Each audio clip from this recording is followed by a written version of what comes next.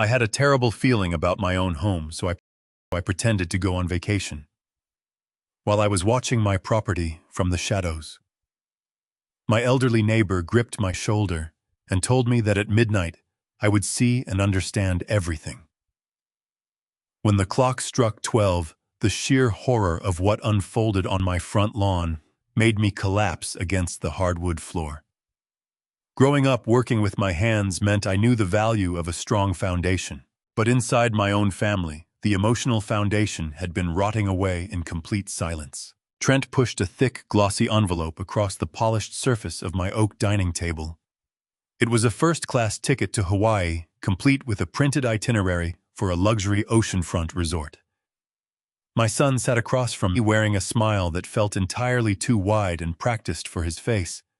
As a junior loan officer perpetually drowning in 2 underwater mortgages and an avalanche of high-interest credit card debt, he suddenly decided to play the role of a wealthy, generous benefactor. Monica, his wife, stood beside him packing my heavy canvas suitcase with a frantic, unsettling speed. She folded my shirts with jerky, rushed movements, never quite meeting my eyes.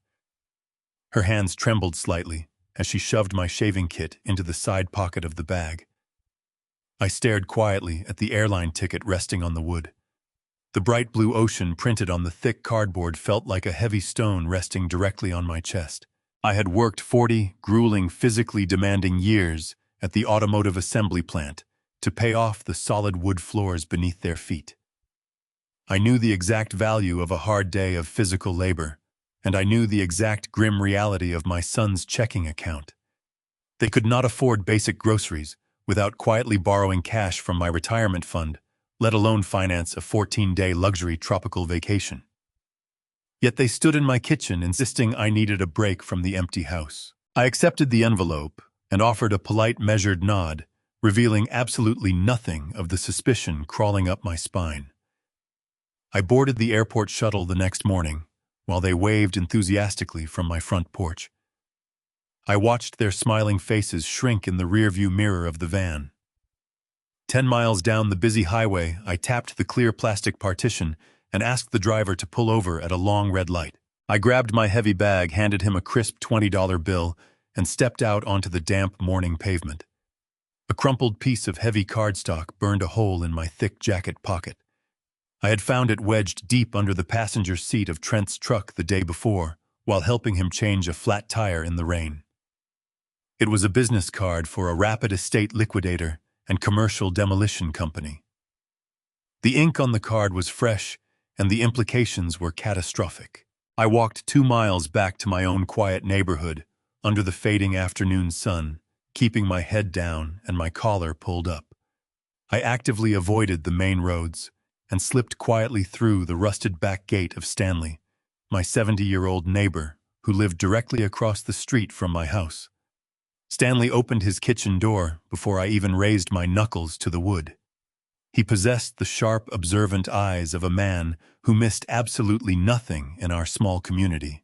He locked the heavy iron deadbolt behind me, handed me a pair of heavy brass binoculars, and pointed silently toward my property. Night fell quickly over the quiet, affluent suburbs, casting long shadows across the manicured lawns. The real vacation was about to begin. We sat in total, absolute darkness inside Stanley's cluttered living room.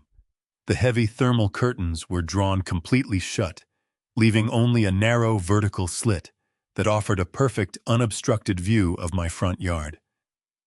The antique grandfather clock on the wall ticked with a rhythmic, agonizing slowness, counting down the minutes to an inevitable confrontation.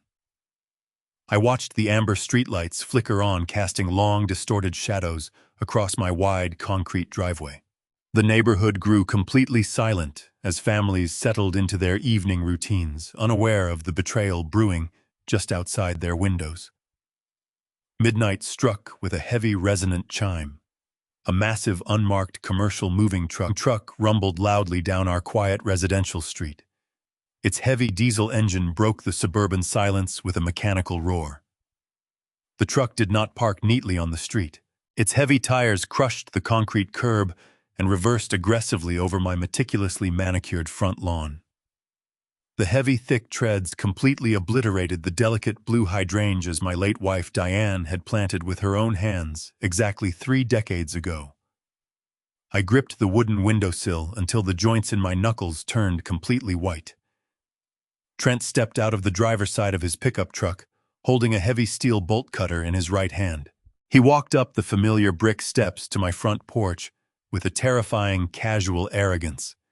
He raised the heavy tool and shattered the solid brass lock on my front door. It was the exact same lock I had installed myself to protect the family I thought I knew. Strangers wearing thick work boots and heavy industrial gloves marched aggressively into my home. They did not move like common panicked burglars looking for a quick, easy score. They moved with the calculated, ruthless efficiency of professional estate liquidators clearing out a dead man's property. They hauled out Diane's antique wooden weaving loom first. They tossed the delicate cherry wood violently into the steel bed of the moving truck, splintering the beautiful frame into jagged pieces.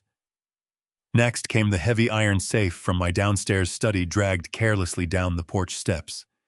Then came the heavy plastic bins containing my expensive power tools. They were systematically erasing 40 years of my existence down to the bare floorboards. Trent stood casually on the sidewalk, laughing openly with the men as they destroyed my history.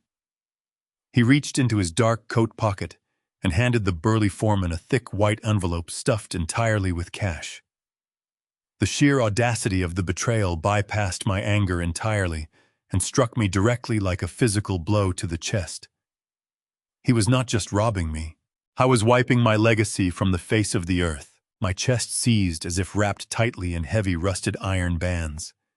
The breathable air instantly left the dark, stuffy room.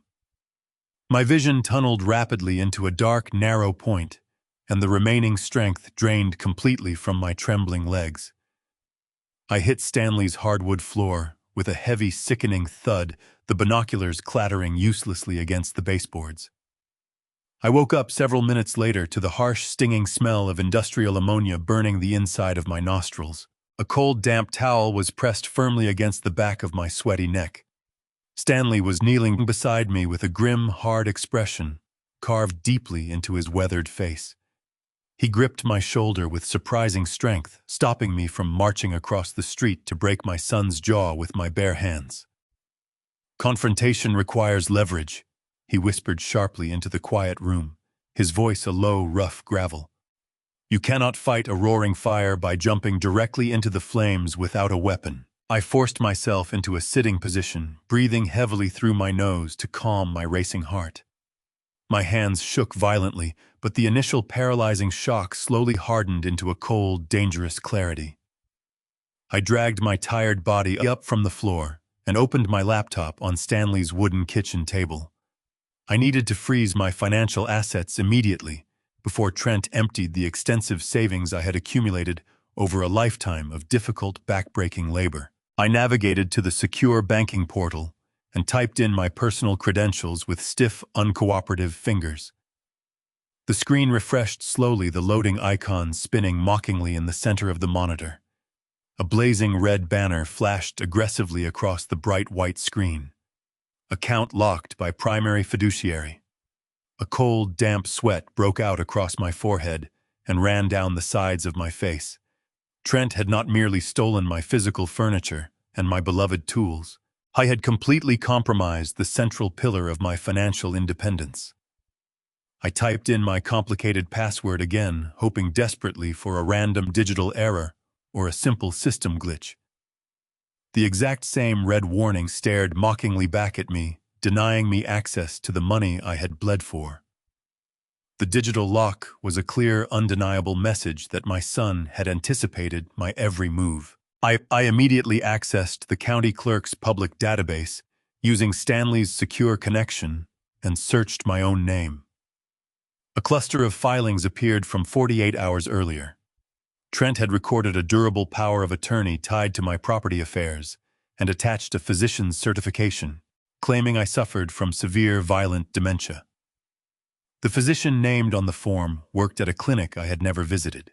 The signature presented as mine looked close enough to fool someone who had never watched me sign a payroll sheet for 40 years. The papers did not magically erase my legal rights, but they gave Trent something almost as dangerous in the short-term apparent authority. The bank had already relied on the filing enough to lock my online access and route questions through the person identified as my fiduciary. A related emergency protective petition was also pending, using the same medical story to portray me as unstable and unable to manage my own affairs. If I marched across the street in a rage, Trent would not need to prove the entire lie on the front porch. He would only need to show responding officers the recorded documents and point to the pending medical allegations. I would become the 74-year-old man shouting that his son had stolen his house while Trent calmly waved paperwork that looked official. An emergency evaluation could remove me from the fight long enough for the sale to close. That was the real trap. Not permanent legal erasure. Time. Trent had manufactured a version of me that institutions would hesitate to contradict until a court reviewed the fraud. I printed the filing numbers and snapped the laptop shut. Stanley read my face before I spoke. I cannot use my accounts. I cannot safely walk home. And right now, every system they touch has been told I am incompetent. He opened a kitchen drawer, removed a prepaid burner phone, and slid it across the table. Then stop using the systems they expect. I picked up the phone. The panic inside me became orderly. I was not erased. I was hidden. And a hidden man could still build a case. Stanley's basement smells of damp earth and old motor oil.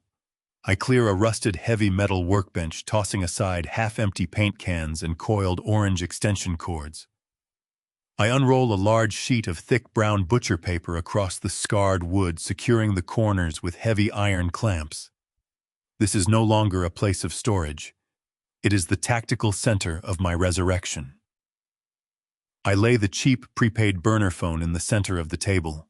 A small plastic device bought for $30 at a corner pharmacy will now systematically dismantle a lifetime of carefully constructed lies.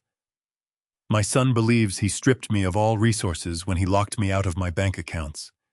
He forgot that a man who spent 40 years managing logistics and supply chains on a massive factory floor knows exactly how to track missing inventory. I know how to find the cracks in any system. I picked up the burner phone and called the main line of Trent's bank, using the clipped language of an insurance auditor reviewing a possible liability exposure. The employee on the other end refused to disclose private balances, account numbers, or confidential customer data exactly as she should have. I did not bully her into breaking the law. Instead, I used the conversation to identify the bank's public collections channels, the counties where delinquent filings would appear, and the business entities already named in creditor proceedings tied to Trent. From there, I moved through court dockets, line notices, UCC filings, property records, civil judgments, and creditor complaints that anyone could inspect. I also compared those records with old family financial papers Stanley still stored from a renovation years earlier. Trent believed locking me out of my accounts had blinded me. He forgot that 40 years in factory logistics had taught me to reconstruct a missing shipment from the marks it left behind. Every lawful trace became another coordinate on the map.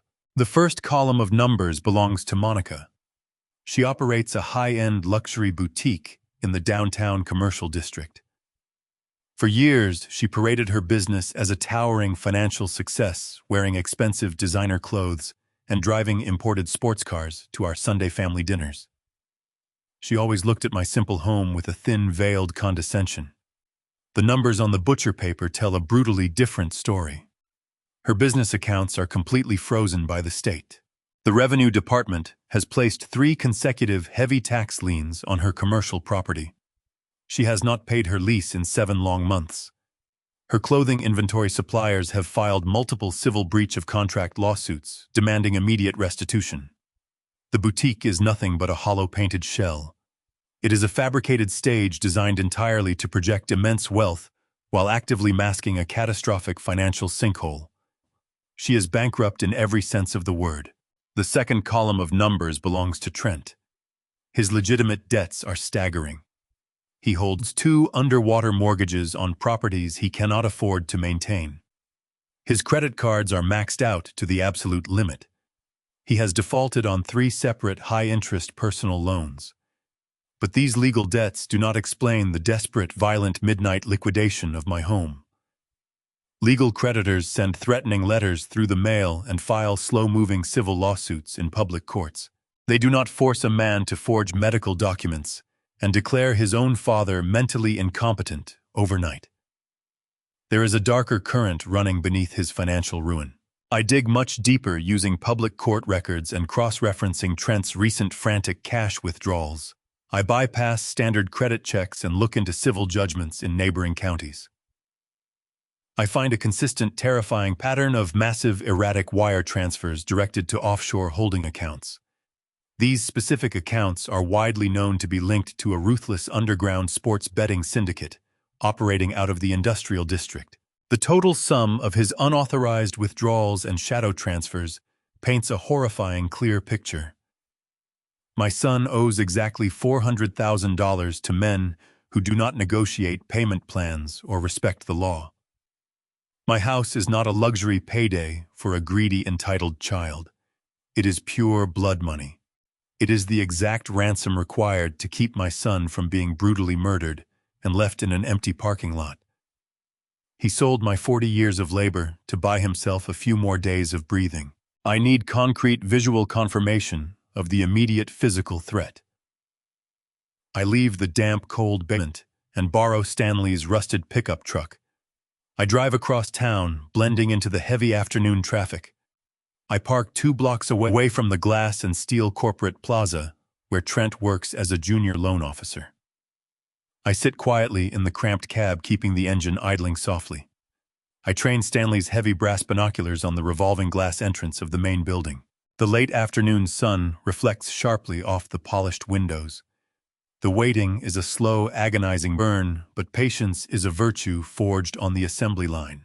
At exactly 5 o'clock, the office employees begin filtering out into the concrete parking garage.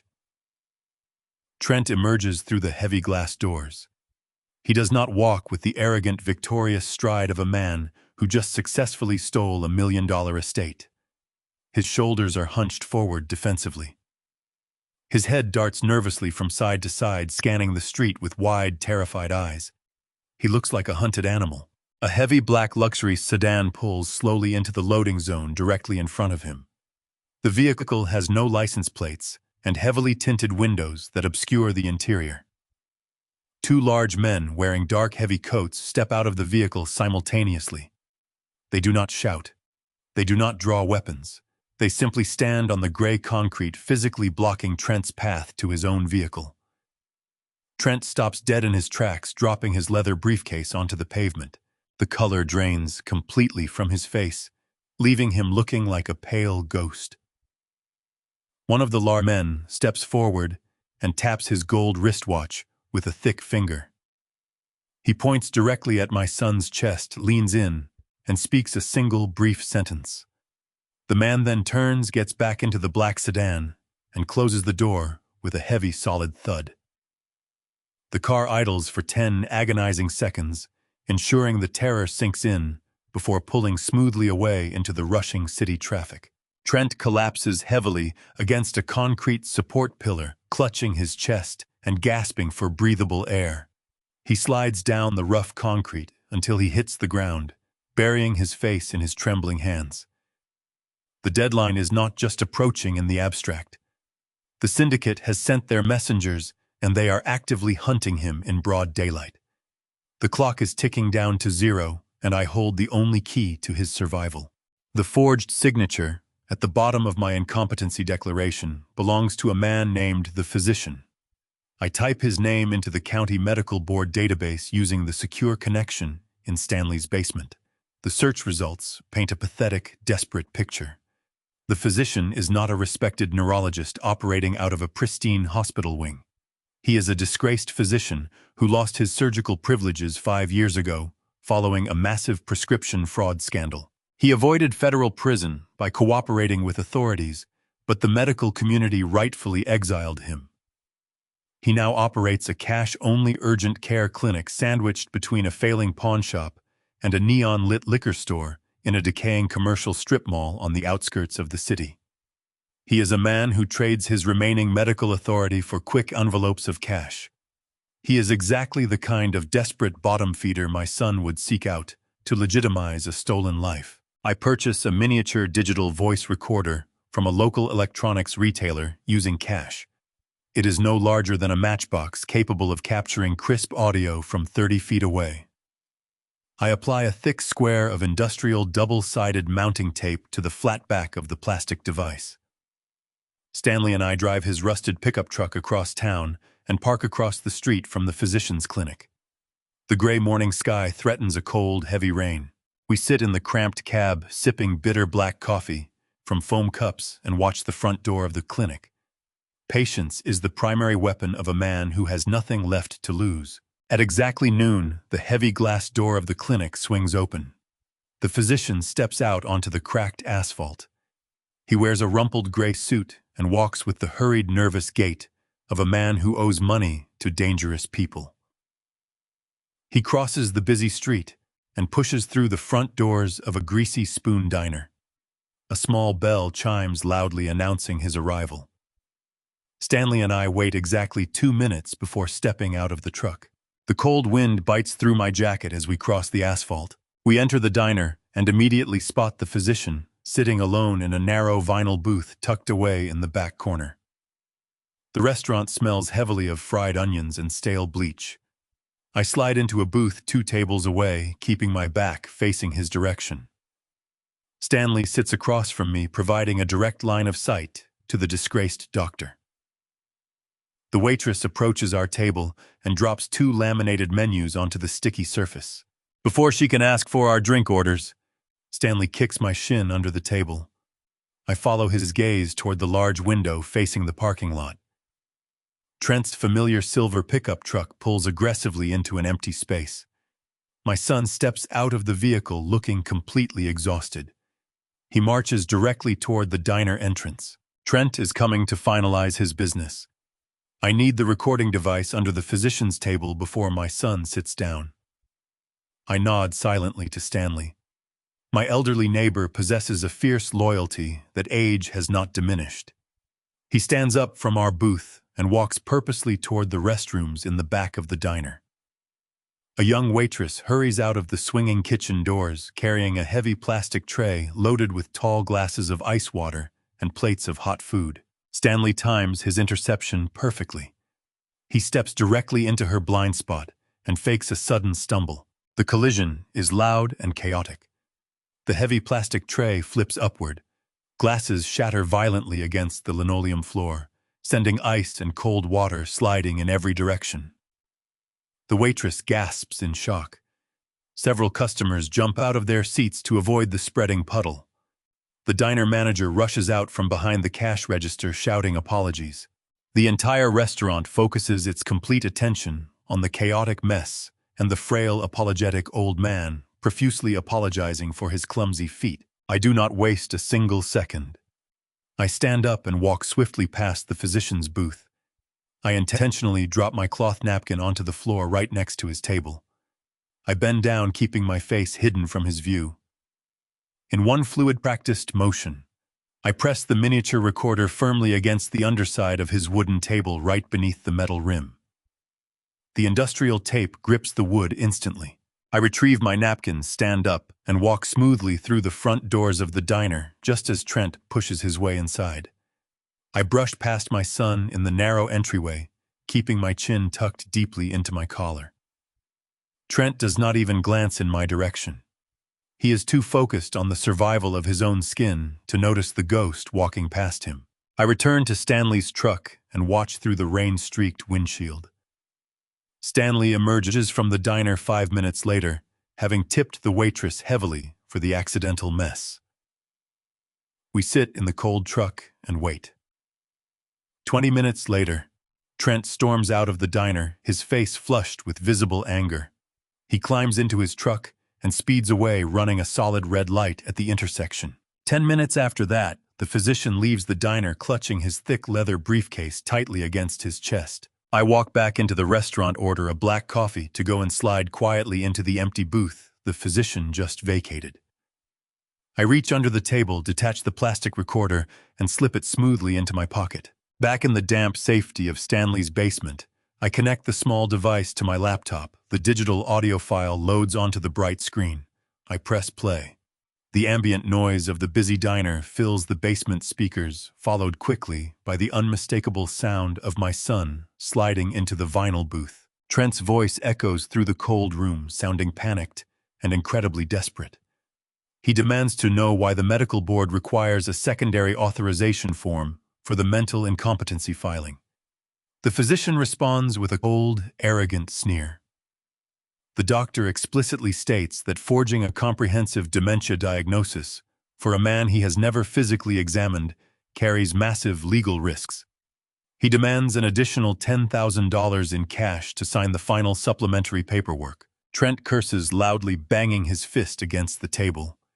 He tells the doctor he just drained the last of his available credit to pay off the sports betting syndicate's weekly interest. He begs the physician to wait until the commercial developer wires the final purchase amount for my house on Friday. The physician refuses the delay. He threatens to contact the county clerk and revoke the initial medical declaration, entirely citing a clerical error. The threat of losing the estate sale breaks Trent completely. I hear the distinct sound of a heavy zipper opening, followed by the rustle of thick paper. Trent hands over a thick envelope containing the last of his stolen cash. The physician laughs a dry, ugly sound and promises that the paperwork will keep Wallace classified as incompetent through Friday. I hit the spacebar, stopping the audio playback. The recording is absolutely flawless. It is a clear, irrefutable confession of medical fraud, criminal conspiracy, and elder abuse. The smoking gun rests right in the palm of my hand. I stared at the black plastic recorder and forced myself to separate what I knew from what I could prove cleanly. The conversation was devastating, but I was not foolish enough to assume a hidden diner recording would automatically become courtroom evidence. Recording laws, privacy expectations, authentication, and chain of custody could all be challenged. For now, the audio was an investigative map. It identified the physician, the cash bribe, the supplemental incompetency paperwork, and the Friday deadline. Once I had competent counsel, those facts could be corroborated through lawful records, witness interviews, and court process. The larger problem was the house. Even if police arrested Trent immediately, a criminal booking would not automatically unwind a civil property transfer, restore my bank access, or stop a commercial demolition already scheduled by a buyer who believed the recorded documents were valid. The forged power of attorney was challengeable, but challenging it would take a court order and evidence. If I moved before securing the property and the sale proceeds, Trent could be sitting in a holding cell while my home disappeared beneath a parking lot. Arrest was not the same thing as restoration. I needed the criminal case and the financial case to land together. I turn away from the recorder and clear a section of butcher paper for the property transaction itself. The physician has already given me the date that matters, Friday. Now I need the buyer, the seller side entity, the demolition schedule, and the exact path the money is supposed to follow. I open the municipal land use portal and pull every recent filing attached to my address. New entries appear that I have never seen before: an expedited zoning variance, a commercial redevelopment application, and a demolition permit, moving through the city faster than any ordinary residential sale. The filings tell me Trent is not merely selling my furniture and hoping to refinance the house later. He and Monica have already placed the land inside a commercial transaction designed to close before anyone can challenge the paperwork. The war room changes shape immediately. The doctor proved how they erased me. The property records are about to show what they plan to do with the space I leave behind. I type my own home address into the public registry. The search results populate instantly, pulling the remaining oxygen completely out of my lungs. My home is no longer listed as a protected single-family residential property. An expedited zoning variance was officially approved exactly 48 hours ago. The buyer is listed as Apex Commercial Development. They are a massive, ruthless conglomerate, widely known for aggressively purchasing distressed suburban blocks and paving them into high-capacity concrete parking structures for the rapidly expanding Metropolitan Hospital located just 3 miles down the highway. The transaction is explicitly marked as an all-cash, as is purchase. Apex does not care about the structural integrity of the roof or the beautiful condition of the hardwood floors I laid by hand. They are buying the raw dirt beneath the foundation. I shift my intense focus to the listed seller. Trent is not documented on the official deed transfer. He used the forged power of attorney to execute the preliminary sale, but the receiving financial entity is not registered in his personal name. The legal seller is a corporate entity titled Vanguard Horizon Holdings. I navigate smoothly to the state corporate registry and pay the minimal public access fee using a prepaid debit card, the formal incorporation documents for Vanguard Horizon Holdings. Load onto the bright screen, revealing a masterpiece of financial deception. The company was legally formed exactly 21 days ago. The registered agent is a sterile anonymous post office box located 2 towns over, situated inside a decaying strip mall. Criminals rushing against a deadline still leave ordinary administrative fingerprints. I compared Vanguard Horizon Holdings with Monica's public business filings. Instead of pretending a tax identification number could be freely reverse searched. The shell company used the same commercial mailing service that appeared on one of her boutique registrations. A state notice listed a contact email on the same domain her store used for supplier correspondence. The registered agent service had filed changes for both entities within the same week, and a publicly available financing statement referenced the same mailing location. None of those facts alone proved fraud. Together they showed Monica's hands around the corporate container, waiting to receive the sale proceeds. Trent was doing the visible work. Monica had built the place where the money would land. I needed the transaction timetable, not someone else's confidential bank balance. Using the burn, I called the title agency listed in the public zoning packet and identified myself as a person asserting an ownership interest in the parcel. The receptionist transferred me to the senior underwriter handling the file. She refused to disclose account numbers, private balances, or banking credentials. I expected that response and did not press her to violate privacy rules. What she could confirm was the procedural status already reflected in documents circulating among the municipal offices. The purchase was structured as an all-cash commercial acquisition. A substantial earnest money deposit had been posted. The balance would not be released to the seller-side entity until the final walkthrough execution of the remaining closing documents and completion of the title agency's conditions. I cross-checked the public memorandum of sale and municipal file after the call. The recorded debt was $250,000. It had been committed to the transaction, but was not a free pile of cash Monica could simply withdraw. The important fact was that the developer had already put serious money at risk and therefore had a strong incentive to finish the deal quickly if the title package survived. The demolition permit gave me the second half of the clock. Heavy equipment was scheduled for Friday morning subject to the permit conditions and completion of the sale. The final walkthrough was Thursday afternoon.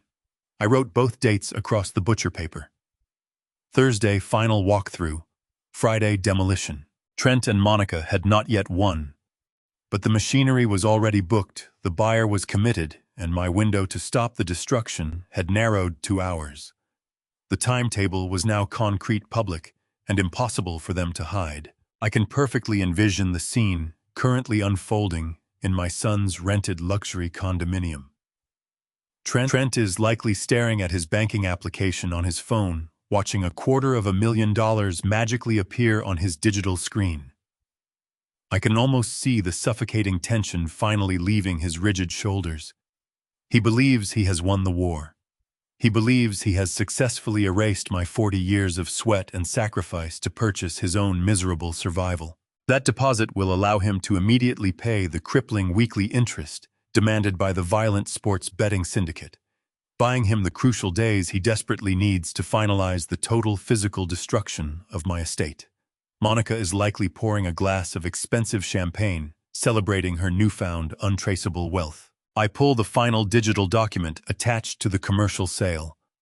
It is the municipal demolition permit. The paperwork is fully authorized, stamped with the heavy red seal of the City Planning Department. The date of execution is set for this coming Friday. Exactly 5 days from today. Apex Commercial Development is not wasting a single profitable hour. They have already scheduled the heavy yellow bulldozers and the massive steel dumpsters to arrive on my quiet suburban street before the sun even rises. The heavy machinery will tear through my front door and rip the walls down in a matter of hours.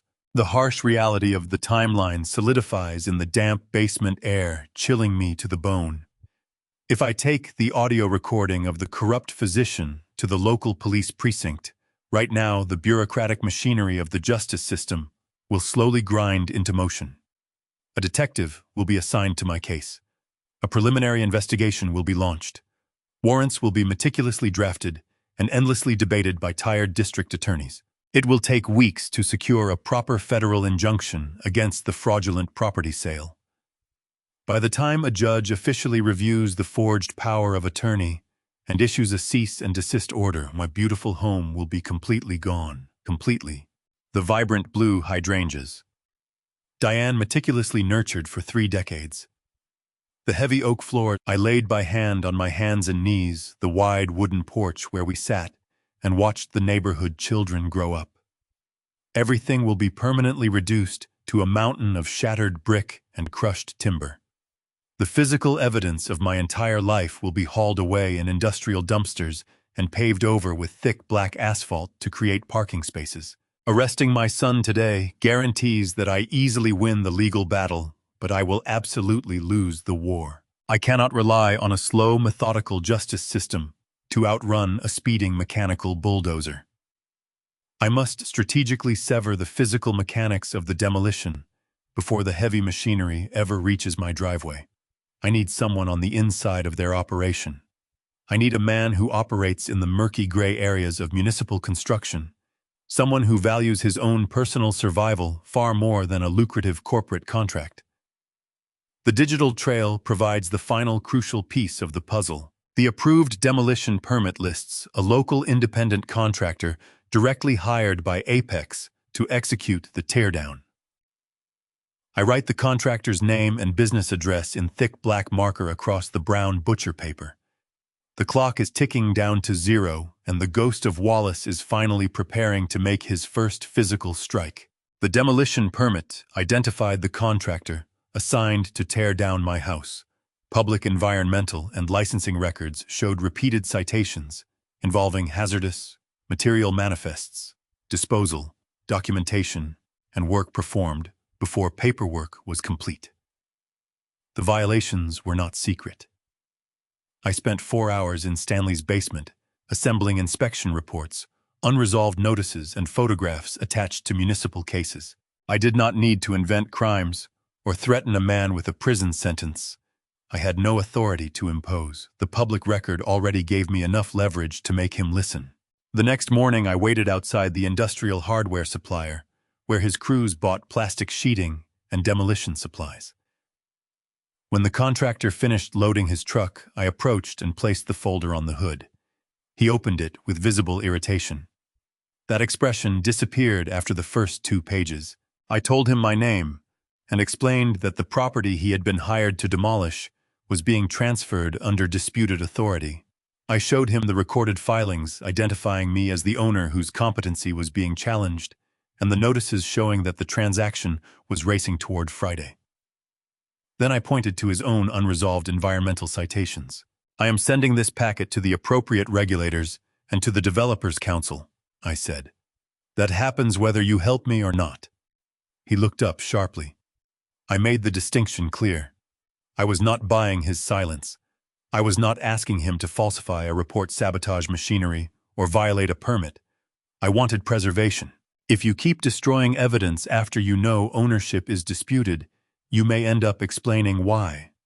If you document what happens inside the house until a court can look at the paperwork, you protect yourself. The contractor stared at this folder for a long time. Then he asked what documentation I wanted. I handed him a small black case containing 4 wireless security cameras. I also gave him a written statement, asserting my ownership claim and authorizing temporary security recording only in common interior areas already opened for demolition work.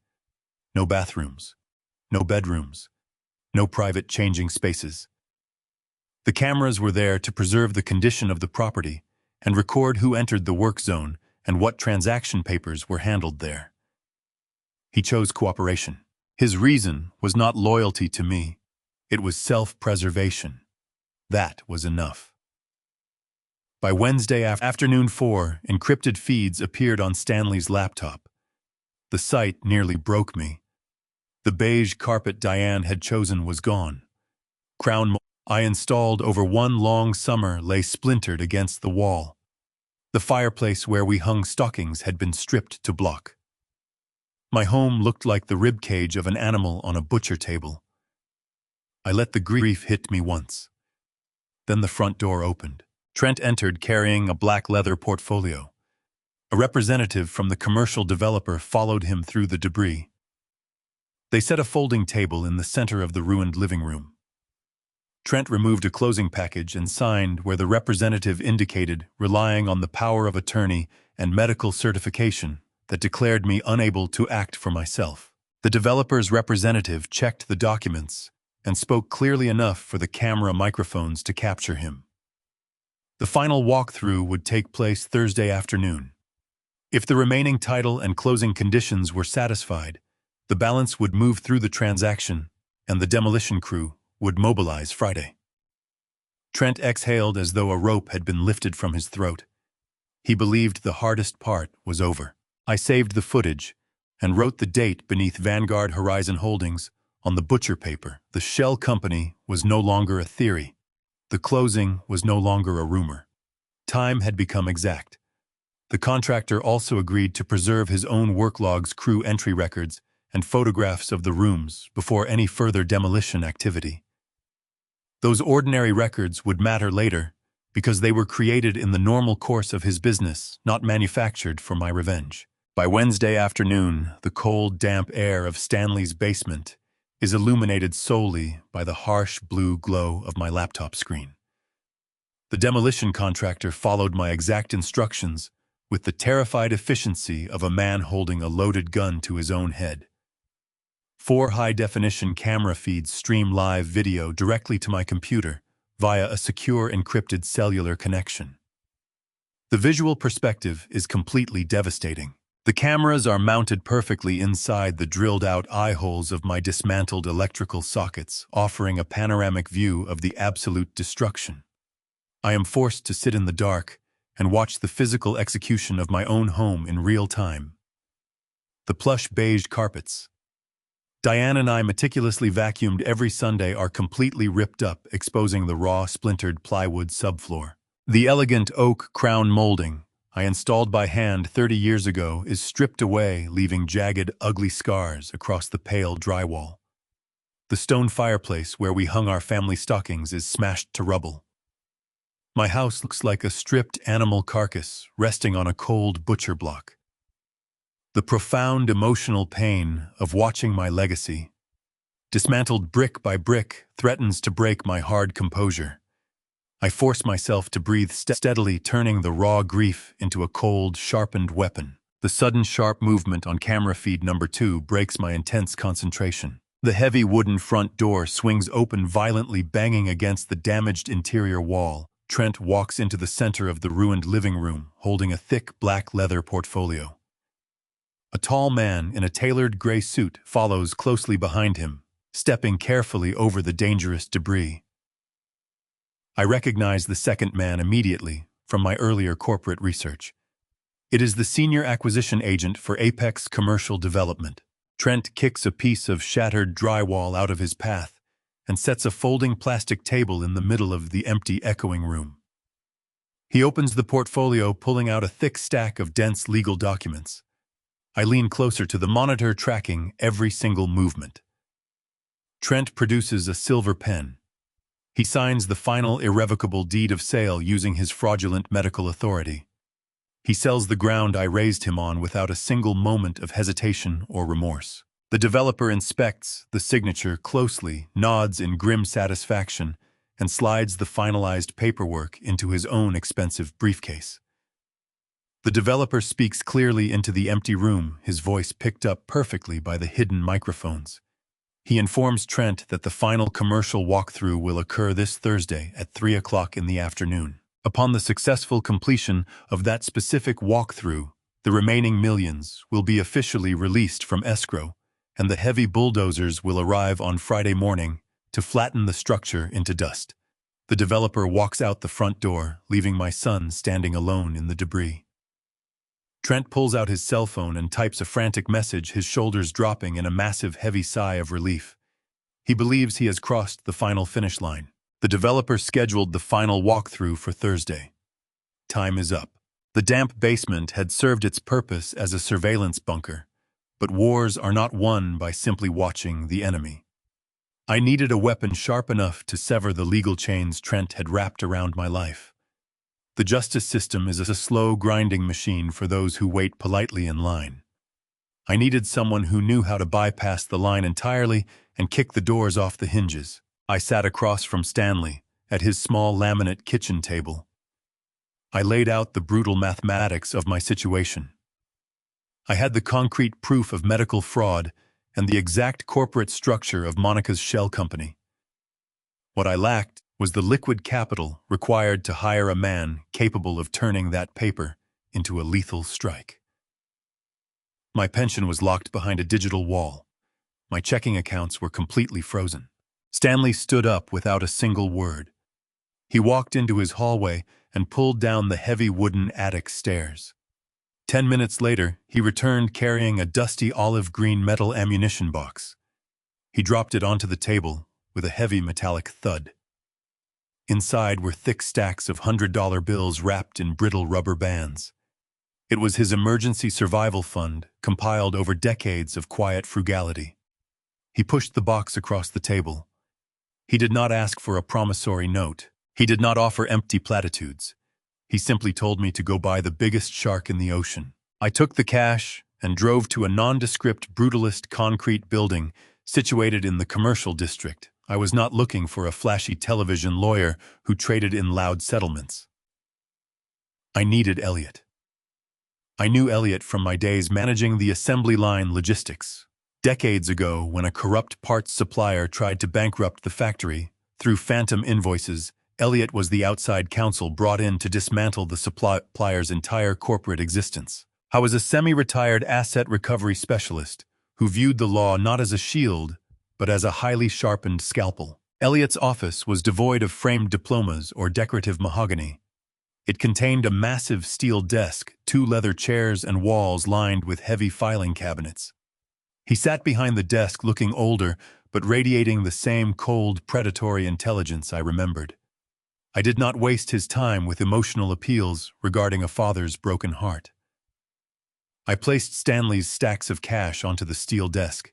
I followed the money,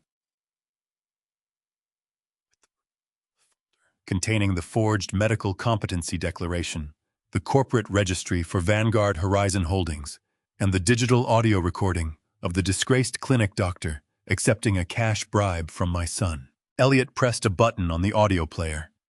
The frantic, desperate voice of Trent filled the quiet office, followed by the arrogant demands of the corrupt physician. Elliot listened to the entire exchange with his eyes completely closed. When the recording finished, he opened his eyes and leaned forward, resting his elbows on the cold steel table. He laid out the legal reality with absolute precision. If we marched into a police precinct, the authorities would arrest Trent and the doctor by nightfall. The criminal justice system would slowly digest them over the next 2 years. However, a criminal indictment would not automatically halt the civil real estate transaction. The commercial developer held a signed contract supported on its face by a recorded power of attorney that had not yet been invalidated. By the time a civil court judge untangled the forged medical documents and officially reversed the property deed, the bulldozers would have already turned my beautiful home into a flattened gravel parking lot. The money would be lost in the chaotic void of civil litigation, We cannot attack the man, Elliot stated, his voice entirely devoid of emotion. We must attack the artery that keeps him alive. Elliot explained the architecture of what he called a financial chokehold. We would not begin with a sprawling lawsuit demanding that a judge solve every wrong in my life before lunch. He prepared a verified emergency action focused on the narrow facts.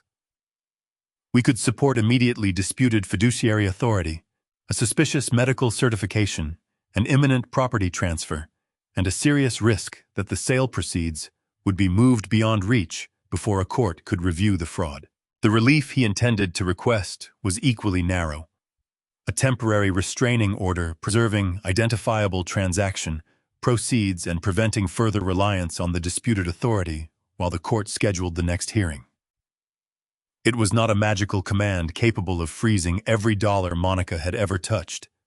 It would target the money tied to my house and the records tied to the transfer. Elliot also prepared notices for the closing agent and financial institutions, so that once a judge signed an order, the funds could be located and held quickly.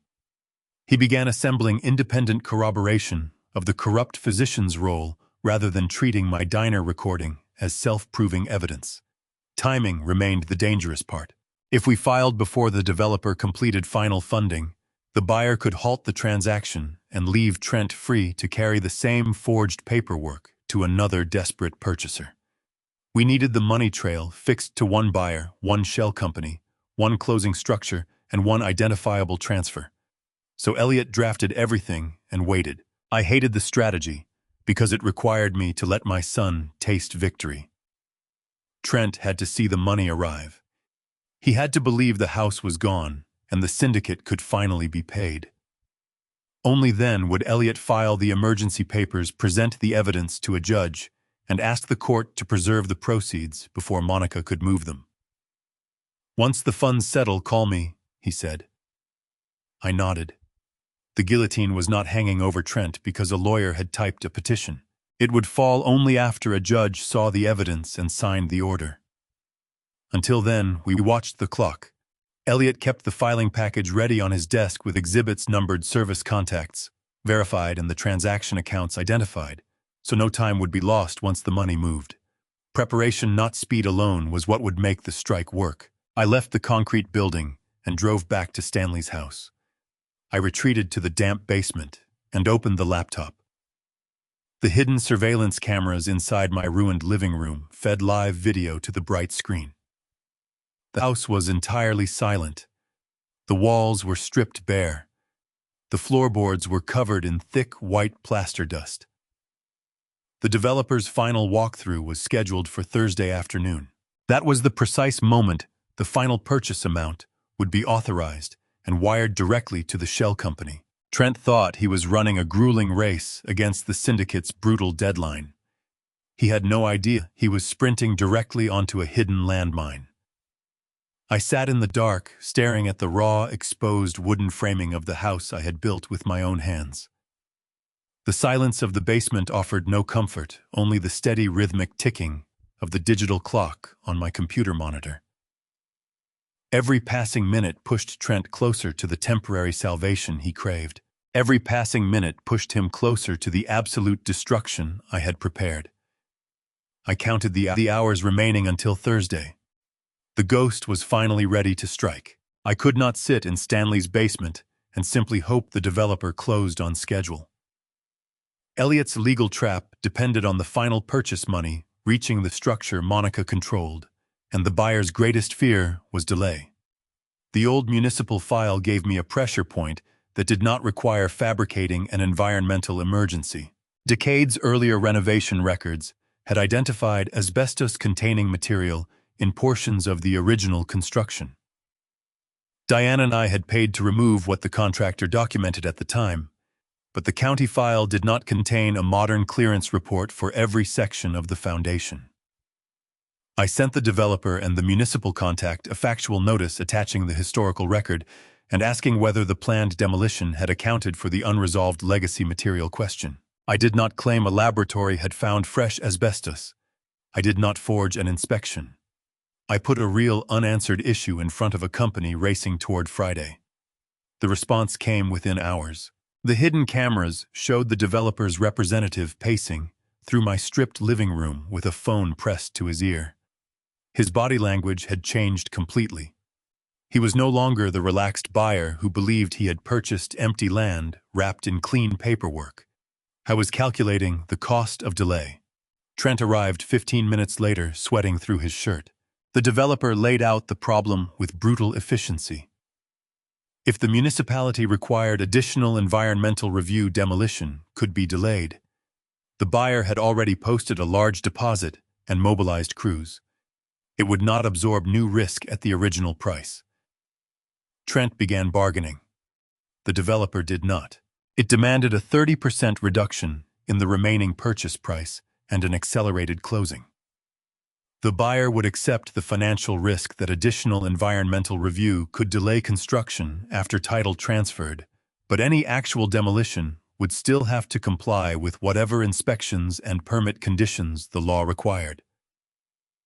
Trent stared around the ruined room. A 30% reduction erased hundreds of thousands of dollars from the deal Monica had built. Under ordinary circumstances, he would have fought for every dollar. These were not ordinary circumstances. The black sedan had already visited his office. The betting syndicate wanted $400,000. Friday was coming. Trent agreed. That was how I knew fear had replaced greed. A greedy seller negotiates. A desperate seller bleeds. The revised closing package appeared less than an hour later. Trent signed additional representations concerning authority title and known property conditions. The developer's lawyers inserted language protecting their client if his claimed authority proved false. Trent signed that too. Every signature fixed another piece of the timeline. I watched through the hidden feed as he refreshed the closing portal again and again. Monica paced behind him with her phone pressed to her ear, demanding updates. Neither of them knew Elliot already had the emergency petition drafted and waiting. At 3:19 in the afternoon, Trent stopped moving. His shoulders fell. A smile spread across his face. The final purchase amount had been authorized through the closing structure, and the proceeds designated for Vanguard Horizon Holdings had arrived. My house had been converted into numbers on a screen. For one long second, I felt Diane's absence harder than I had at any point since midnight. The porch, the loom, the hydrangeas, the oak floors, all of it had been reduced to a transaction Trent believed he controlled. Then I remembered Elliot's instruction. Let him hold the money. I called him. The funds are there. I know, he said. Do not move. Trent did the opposite. He closed the laptop, grabbed his keys, and ran from the house. I followed his movement through the old family location sharing feature he had never disabled on a device still linked to my account. I did not install spyware or break into his phone. The same feature he once used to check whether I reached home safely now showed me his panic in real time. He drove directly to his commercial bank. 20 minutes later, he emerged carrying an official bank check. From there, he went to an industrial parking lot on the south side of the city. The black sedan was already waiting. Before he left the bank, I watched the location remain stationary for almost 15 minutes. That pause mattered. He was not carrying loose cash from a teller drawer. I was waiting while the bank prepared an official instrument against the transaction proceeds he believed were fully available. Elliot had warned me that the exact mechanics of any later restraint would depend on when the court order reached the bank and whether the item had finally settled. I did not need to predict the answer. I only needed Trent to make the promise to the syndicate before he understood that the money was under attack. Then the location moved again. Trent parked beside it. The passenger window lowered. He handed the check to the heavy-set man inside. The man examined the amount, looked at Trent, and gave one slow nod. My son smiled. It was the first genuine smile I had seen on his face since this began. He believed he had just purchased his survival. He believed the sale had succeeded. The syndicate was satisfied, and the father he erased was still hiding in a neighbor's basement with no money and no rights. The sedan pulled away. Trent remained in his truck for several minutes, both hands resting on the steering wheel, eyes closed in relief. Back at Stanley's house, Elliot called again. "The filing is going in now." I looked across the street at the dark outline of my gutted home. The buyer had paid. Trent had promised the money to men who did not forgive failure. The financial guillotine finally had something beneath its blade. Elliot filed the emergency papers within minutes of my call. The verified complaint did not ask a judge to solve 40 years of family betrayal in one afternoon. It asked for something narrower and more urgent: preserve the identifiable proceeds from the disputed sale before Monica or Trent could move them beyond reach. The evidence package was built around facts the court could verify quickly. My sworn declaration, the recorded power of attorney, the physician's incompetency certification, county records showing I remained the owner, whose authority was being overridden, corporate filings connecting Vanguard Horizon Holdings to Monica, closing documents showing that the purchase money had reached the seller-side structure, and Elliot's prior notice to the closing institutions warning that the transaction was under dispute. The hidden diner recording was not presented as some magical shortcut around evidentiary rules. Elliot used it as an investigative lead and attached only the corroborating facts he could support independently at that stage: the physician's licensing history, the supplemental filing, the payment demand described in the conversation, and the timing of Trent's cash withdrawals all gave the court something more solid than my anger. An emergency hearing was scheduled. I did not sit beside Elliot. I stayed in Stanley's basement, staring at the butcher paper while the wall clock moved with infuriating calm. At 5:12, the burner phone rang. "Temporary order entered," Elliot said. I closed my eyes. The court had not declared the entire sale void. It had not convicted Trent of fraud. It had ordered the identifiable transaction proceeds preserved and prohibited further dissipation while notice and additional review followed. That was enough. Elliot served the order on the closing agent and the financial institution connected to Vanguard Horizon Holdings. Within 20 minutes, the closing portal changed status. The transaction did not disappear. It changed from funded to legal hold.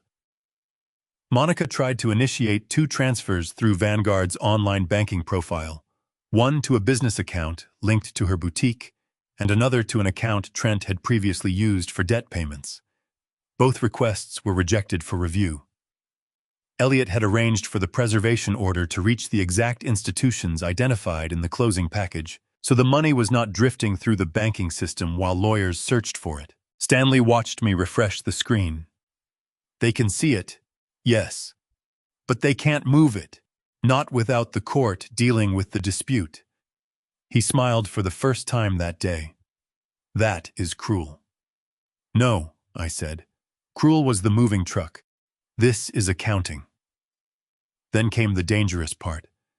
Trent had already handed the sports betting syndicate an official bank check. For several hours he believed the money had escaped us. The bank's legal department reached the instrument before final settlement. Because the source of transaction was now subject to a court-ordered preservation hold and an active fraud dispute, the item was placed under legal review. Elliot warned me not to think of it like an ordinary personal check bouncing for insufficient funds. An official bank instrument carries the bank's own obligation. This was different. The bank was deciding how to comply with a court order that had attached to the underlying transaction before the payment finally settled. The distinction would mean nothing to the men waiting for $400,000. 24 hours later, Stanley's outside camera caught the black sedan turning onto Trent Street. One of the 2 men stepped out. He walked to the front door of the property Trent had been using while he stripped mine. He carried a hunting knife. He drove the blade deep into the wooden doorframe with one violent strike. Then he taped a photograph beneath the handle. It was a picture of Trent leaving his office. A red circle had been drawn around his face. The man returned to the sedan and disappeared. Trent arrived 15 minutes later. From Stanley's front window, I watched him climb the steps. He saw the knife. He stopped. He removed the photograph slowly. Even from across the street, I could see his hands begin to shake. He called the bank first. The neighborhood microphone did not capture the other side, but his voice carried through the cold air. You issued it. Pause. It was an official check. Pause. You cannot just stop it. Another pause. Then he began shouting. He called Monica. She arrived 20 minutes later, and their argument started before she fully closed the car door. You said it cleared. It did. Then why did they not get paid? I don't know. You always know. He blamed the bank. She blamed him. Then he called the developer. That conversation lasted less than 2 minutes. The buyer had no intention of advancing more money into a transaction, now frozen by court order. Worse, the developer wanted an immediate explanation regarding the title authority Trent had repeatedly represented as clean. The buyer demanded a face-to-face meeting inside my empty house the next afternoon. Counsel would attend. Trent tried to refuse. The developer reminded him about the seller representations and indemnity clauses he had signed. He agreed. When the call ended, Monica paced the porch, saying Vanguard Horizon Holdings had been created to protect the sale proceeds from her tax liens, not to trap their last money inside litigation.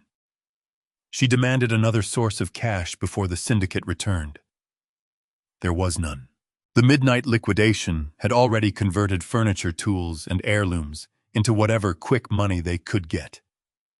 Trent's legal credit was exhausted. Monica's boutique was collapsing.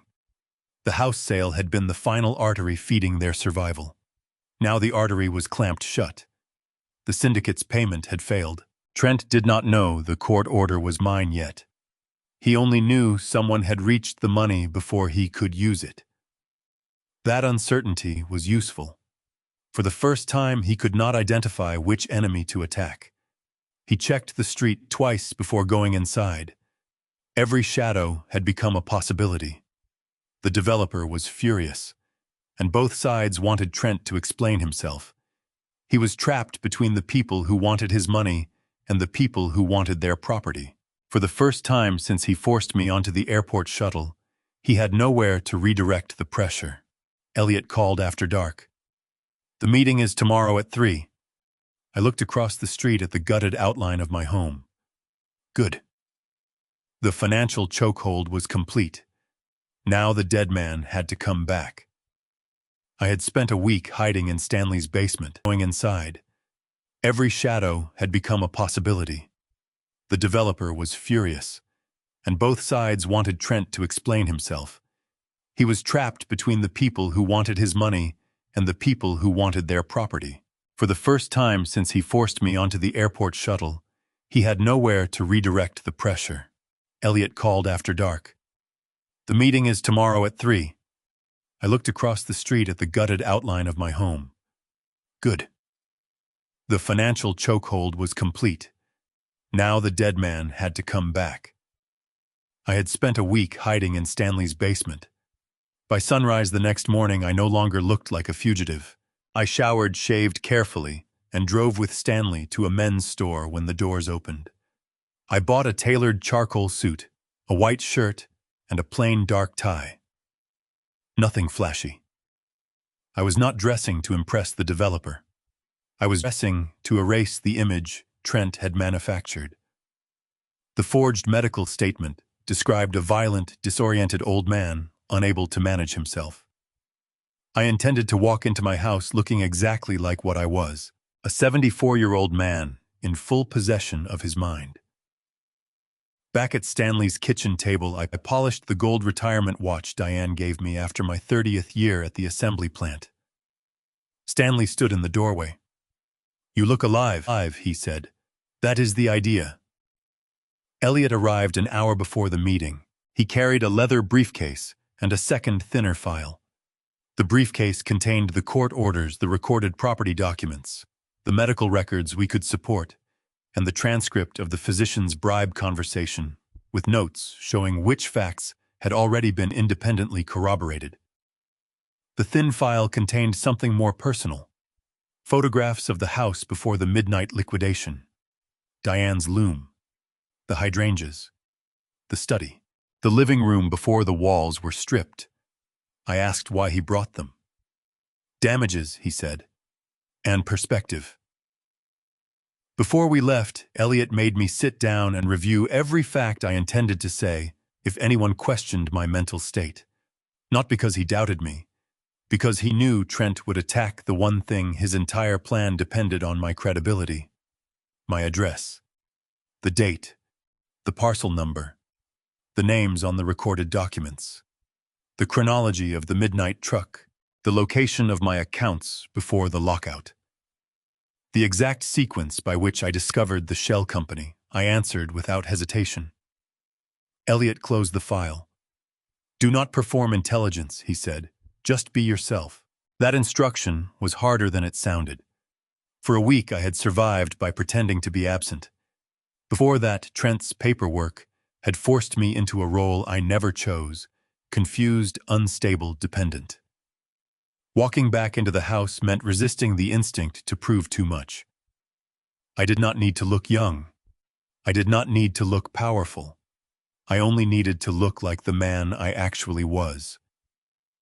We reviewed the sequence one last time. Trent and Monica would arrive believing they were meeting the developer about a frozen closing.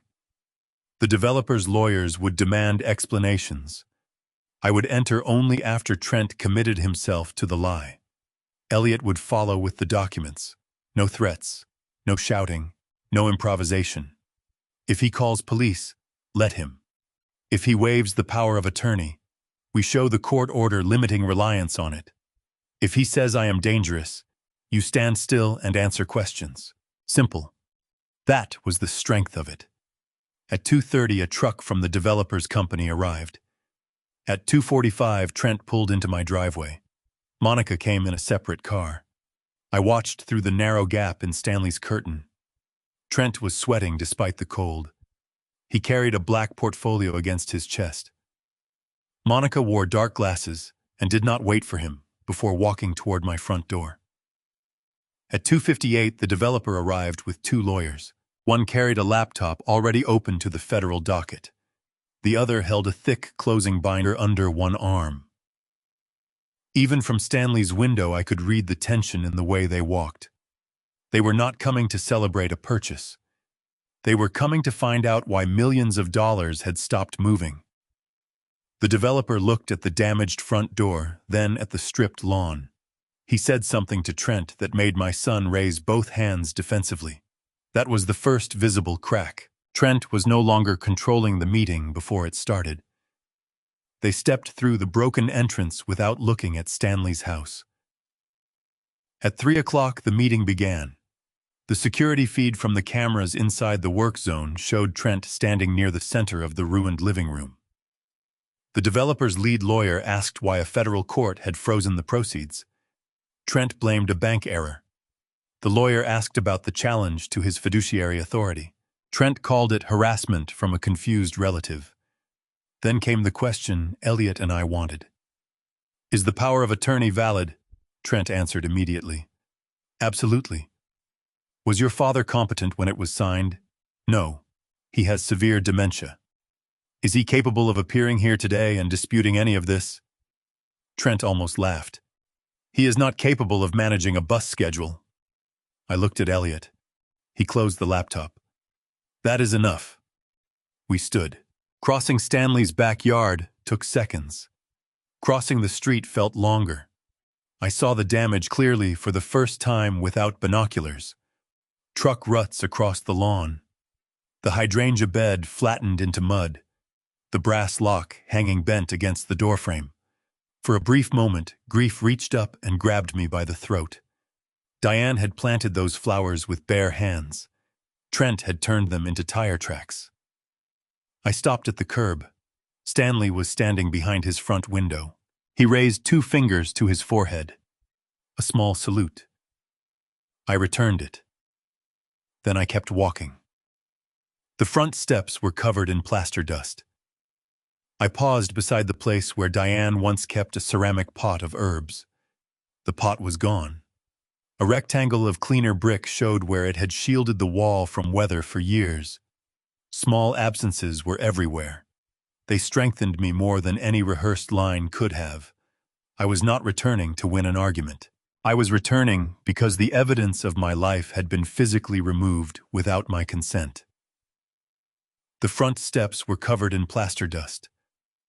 My hand rested on the damaged door. I could hear Trent inside telling the developer that the frozen funds would be released as soon as his lawyers dealt with an unstable elder. He had no idea the unstable elder was 6 feet away. I opened the door. The developer turned first. Monica's mouth fell open. Trent turned last. The black portfolio slipped from his fingers. He stumbled backward and struck a paint bucket. White primer rolled across the exposed subfloor. He stared at me as if a body had climbed out of a grave. I stepped into the room. Straight back. Steady hands. Clear eyes. My old gold watch visible beneath the cuff. No disguise. No confusion. No fear. "Hello, Trent." His face went completely white. The resurrection was over. The ambush had begun.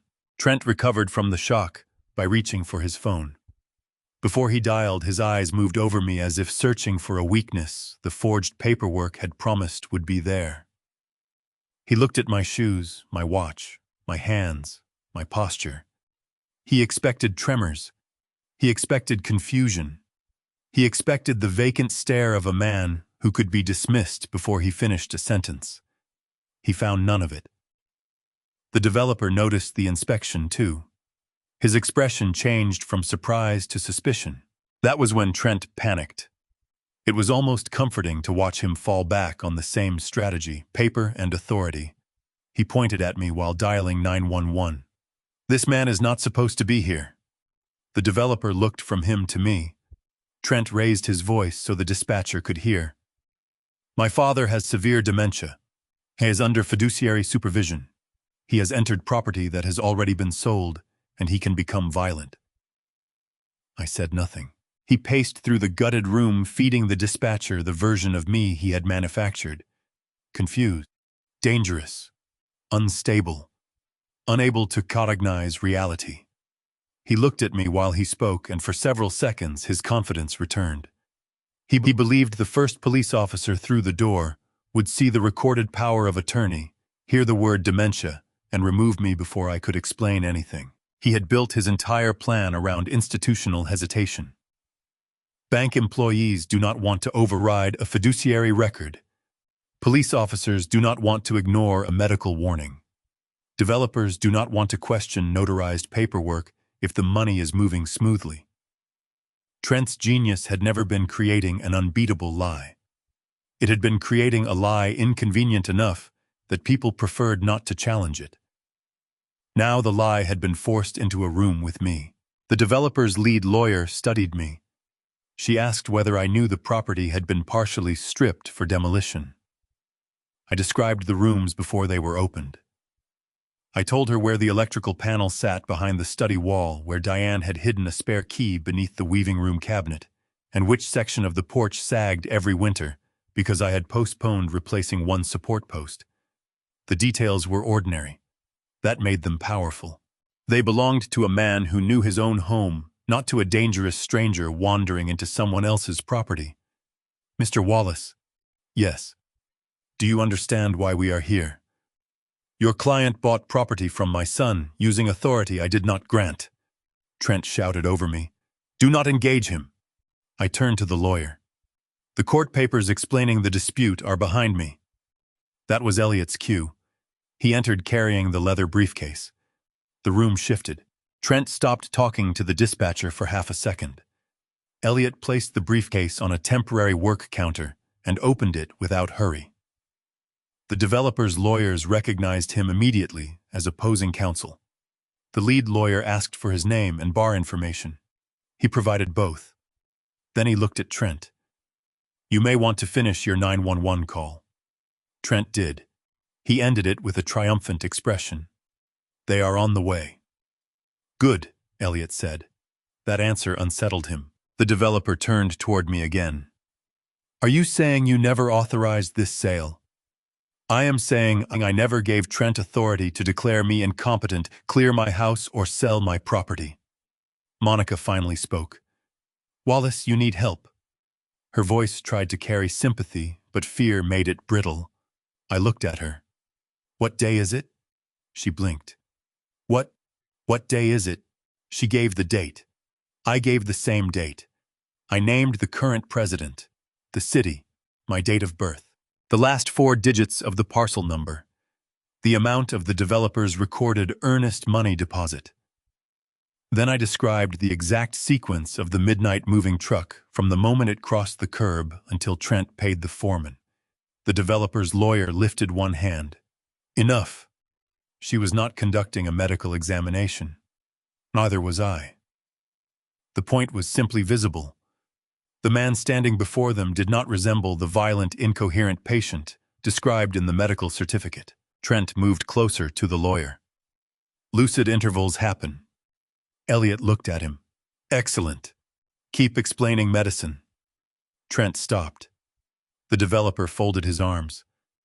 Why are the proceeds frozen? Trent began another answer. I let him. Every sentence gave the buyer more reasons to doubt him. Bank error. Clerical problem. My paranoia. My age. My grief over Diane. He had an explanation for everything except the central question.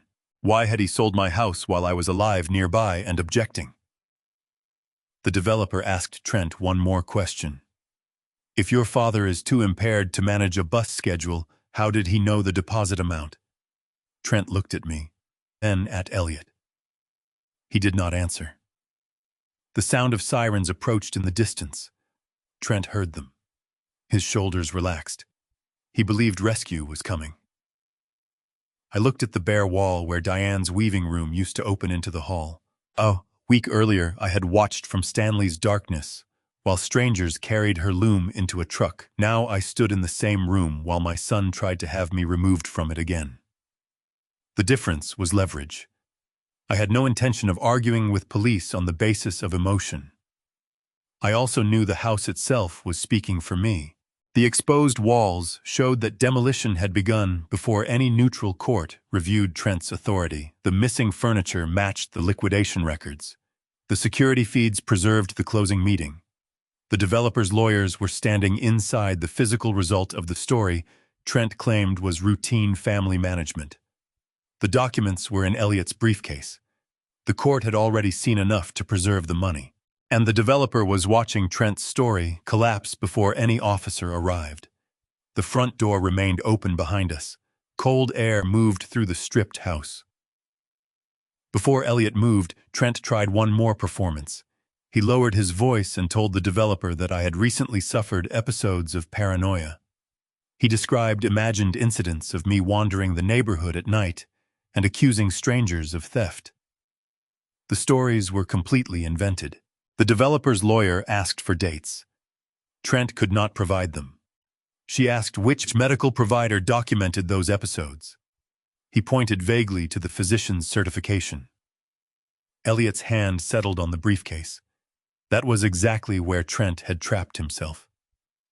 Then Elliot removed the first certified order from his briefcase. Before the police arrive, he said, the buyer needs to understand exactly what it purchased. The document drop began. Elliot handed the developer's lead lawyer the temporary restraining order first. She read the caption. Then the operative language preserving the sale proceeds. Then the paragraph identifying disputed authority over the property. Her expression hardened. The second document was the emergency filing challenging Trent's recorded power of attorney and the medical certification attached to it. The third was an interim order, restricting further reliance on that authority for additional property transactions until the court could review the alleged fraud. It was not a final trial judgment. It did not resolve every issue. It did something more immediate. It stopped Trent from continuing to use the same document as if no challenge existed. The developer's lawyer flipped through the pages twice. Then she opened her laptop and pulled up the federal docket independently. She verified the case number, the temporary order, and the timestamp. That mattered more than anything Elliot could say. The documents were not props from my briefcase. They existed in a system Trent did not control. She turned the screen toward the developer. He read the caption himself. For the first time, anger replaced uncertainty. "You knew this was disputed." Trent shook his head. "This was filed after closing," Elliot answered. "The underlying authority was disputed before your client received final funding. Your company was placed on notice as soon as counsel could identify the closing parties." The lawyer looked at her own file. She found the notice. That was the moment the developer's anger became personal. He had not merely walked into a family argument. His company had been warned. He turned on Trent. "You told us the father was incapable of objecting. Is." Everyone looked at me. I stood with both hands at my sides. The developer's eyes narrowed. Elliot removed my recent independent competency assessment. The physician who performed it had no connection to Trent Monica or the doctor named in the forged paperwork. The assessment did not prove every historical fact, but it directly contradicted the picture of permanent violent dementia Trent had sold to institutions. Then came the bribe transcript. Elliot did not pretend the covert recording automatically settled the case. He explained its status carefully. The original audio is preserved. Investigators are corroborating the physician's role independently. This transcript reflects a conversation in which the doctor discussed signing incompetency paperwork for a man he had not examined and demanded additional money. The developer read the first page. His face darkened. Monica moved toward the table. "That has nothing to do with Vanguard." Elliot looked at her. Vanguard received the proceeds from a transaction that depended on that authority. She stopped. The lead lawyer asked Trent whether he had paid the physician. No. Elliot slid a copy of the physician's supplemental filing across the counter.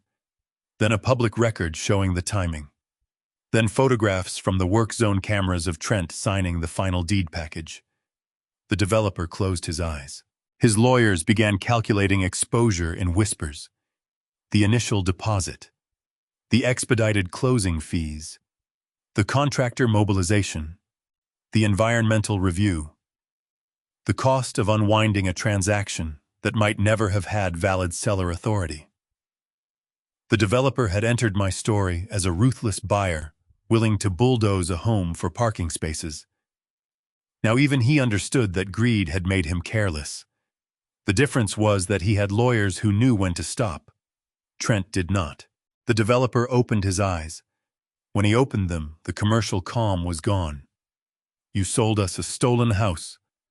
His lawyer corrected him immediately. "Title is disputed. We should not characterize the legal conclusion yet." He waved her off.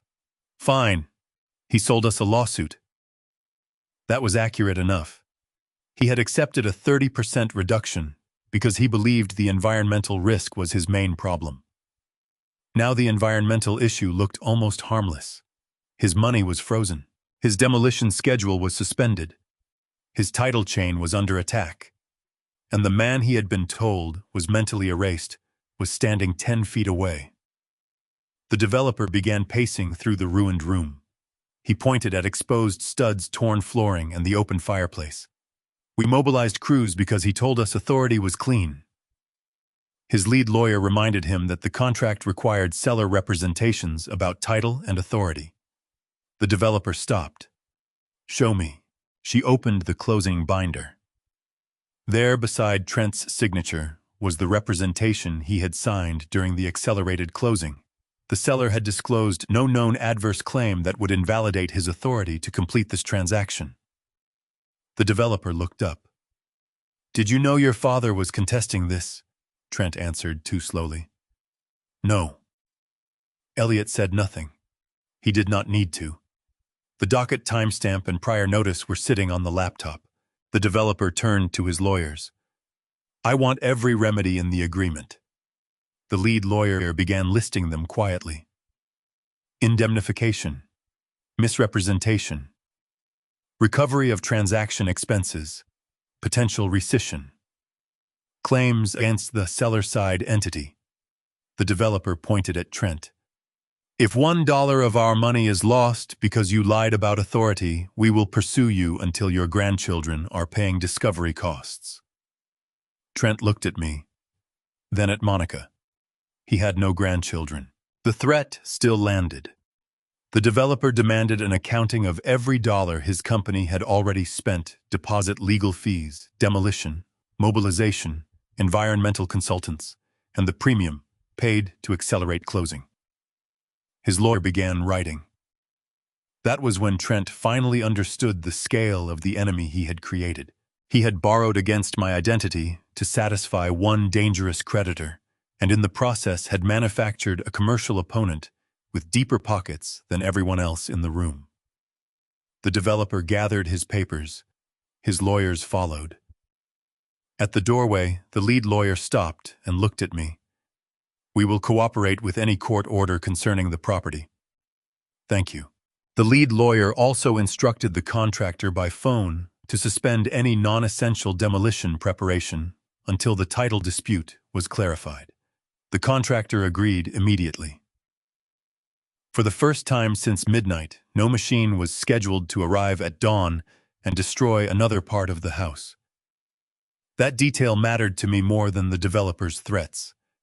The house had survived the deadline. The developer did not thank anyone. He walked out into the cold. The front door slammed behind him. Dust fell from an exposed stud. The room became quiet. The document drop had done more than stop the buyer. It had removed the audience Trent needed. There was no developer left to impress, no contract left to hide behind, no money he could reach. Only Monica. Only Elliot. Only me. Monica turned toward her husband. The silence lasted 3 seconds. Then the marriage exploded. Monica's first scream echoed through the empty walls. The developer had barely reached the driveway before she turned on Trent. Her control vanished so completely that even Elliot took one quiet step backward. For weeks, she had treated the house as inventory and the sale as a spreadsheet. Now the spreadsheet had become evidence. Her shell company was tied to frozen money. Her boutique was already buried in tax liens, and the husband who promised rescue was looking for someone else to carry the criminal exposure. You said the doctor was clean. Trent took one step toward her. Lower your voice. You said your father was gone. He was supposed to be. You said the money could not be touched. I did not know he had a lawyer.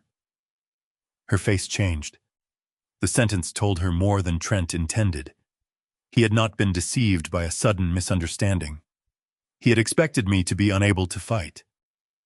Monica pointed toward Elliot. How much does he know? Trent did not answer. How much? Enough. She slapped the black portfolio out of his hand.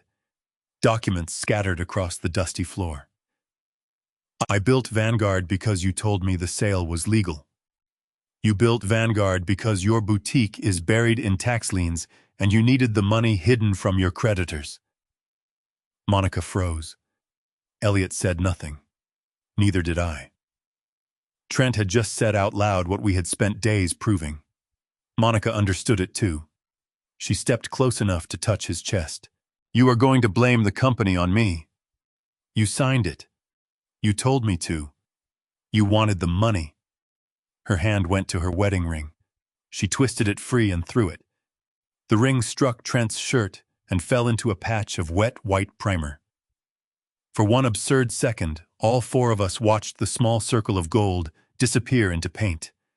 Then Trent grabbed her forearm. You listen to me. If investigators ask about the medical paperwork, you knew nothing. If they ask about Vanguard, you handled the company. That is how we survive. Monica stared at his hand gripping her. You planned this. What? The company. The tax liens. You needed my name because your accounts were already poisoned. Trent released her. She stepped back and pointed to the scattered closing papers. You were going to let Vanguard take the fall, Let the developer sue me and tell the syndicate the money disappeared because of my company. That is not what happened. It is exactly what happened. Her breathing changed. She looked toward the front door as if measuring the distance to escape. Then she looked at Elliot. Am I under arrest? No, he said. I am not law enforcement. Can I make a deal? Not with me. The answer seemed to frighten her more than a threat. For the first time, there was no family member in the room authorized to save her from consequences. Her breathing changed. Not fear now. Calculation. She was already measuring what she could trade to save herself. He loosened his fingers. She laughed. Not because anything was funny. Because she finally understood there was no we. You were going to leave me with this. Trent's eyes flicked toward me. That was enough. Monica saw it. The betting debt, the taxes, Vanguard, all of it. Do not start inventing things. You already have an exit plan, don't you? He said nothing. She stepped backward. For the first time, the shell company was not the only secret between them. I had not yet shown Monica anything about a mistress or hidden travel plan, because the current outline of my case did not require inventing one. Her betrayal came from something simpler and fully visible. Trent was assigning the criminal risk to her while trying to keep control of the money for himself. That was enough to split them. The sirens grew louder outside. Trent looked toward the front windows. Then he smiled. The sound gave him one final source of confidence. They are here for him. Monica looked at me. I remained beside Elliot. Trent took out his phone and opened the copy of the power of attorney as if preparing to present a badge. Monica looked at the screen and laughed bitterly. That paper is the reason we are here. It is still valid. No, it is the reason the money is frozen. The sentence landed harder than anything I could have said. The document Trent considered his shield had become the center of the case against him. He moved toward the entryway. Before the patrol car stopped, Monica opened her purse and pulled out her phone. Trent reached for it. She jerked it away. What are you doing? Calling my own lawyer.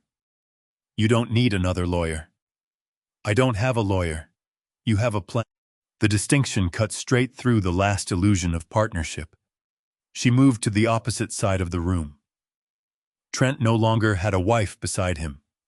He had a potential witness trying to survive him. The first patrol car stopped at the curb. Red and blue light washed through the empty room. Trent turned back toward Monica. Stay quiet and let me handle this. She stared at him. You have handled enough. Heavy footsteps hit the porch. A voice ordered everyone inside to keep their hands visible.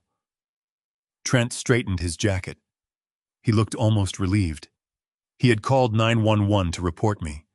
He assumed the system would repeat what the bank had done and defer to the official-looking paper. The front door opened wider. Uniformed officers entered first. 2 investigators followed. Trent pointed directly at me. That is my father. He has dementia. He is trespassing. The lead investigator did not look at me. He looked at Trent. Put the phone down. Trent blinked. What? Put the phone down and show me your hands. Monica took another step away from him. The betrayal between them was no longer private. The law had entered the room. Monica looked at the wedding ring buried in white paint. She made no move to pick it up. Trent noticed. His face hardened. Do not say anything stupid. She answered without looking at him. That advice is 5 days late.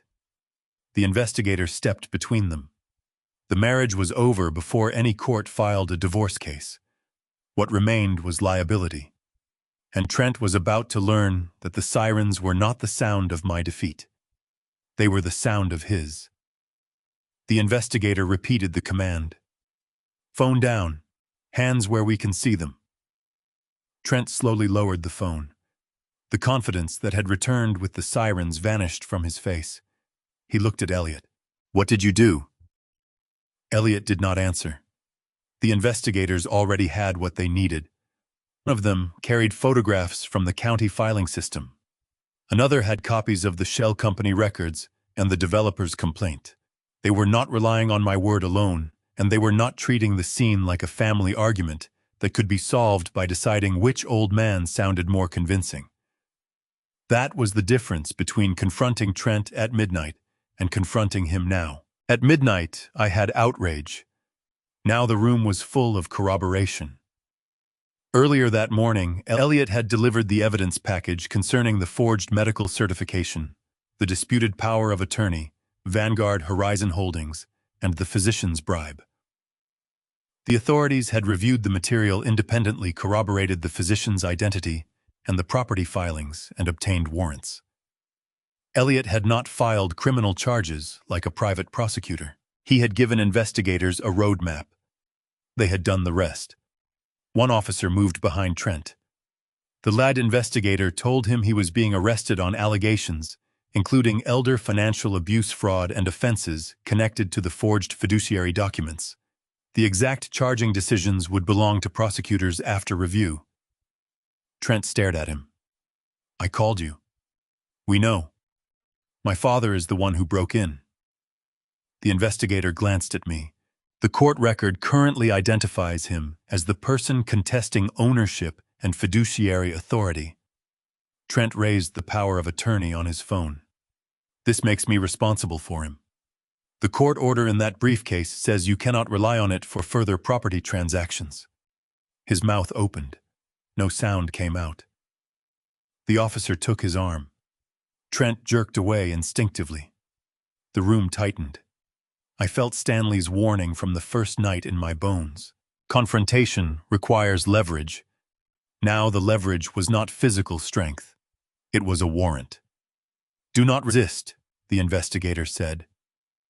Trent looked at Monica. Tell them. She stepped backward. Tell them what? That he is unstable. She looked at me, then at Elliot, then at the scattered Vanguard documents on the floor. I don't know what is true anymore. That answer destroyed him. He had spent the entire week assuming Monica would repeat whatever story protected the money.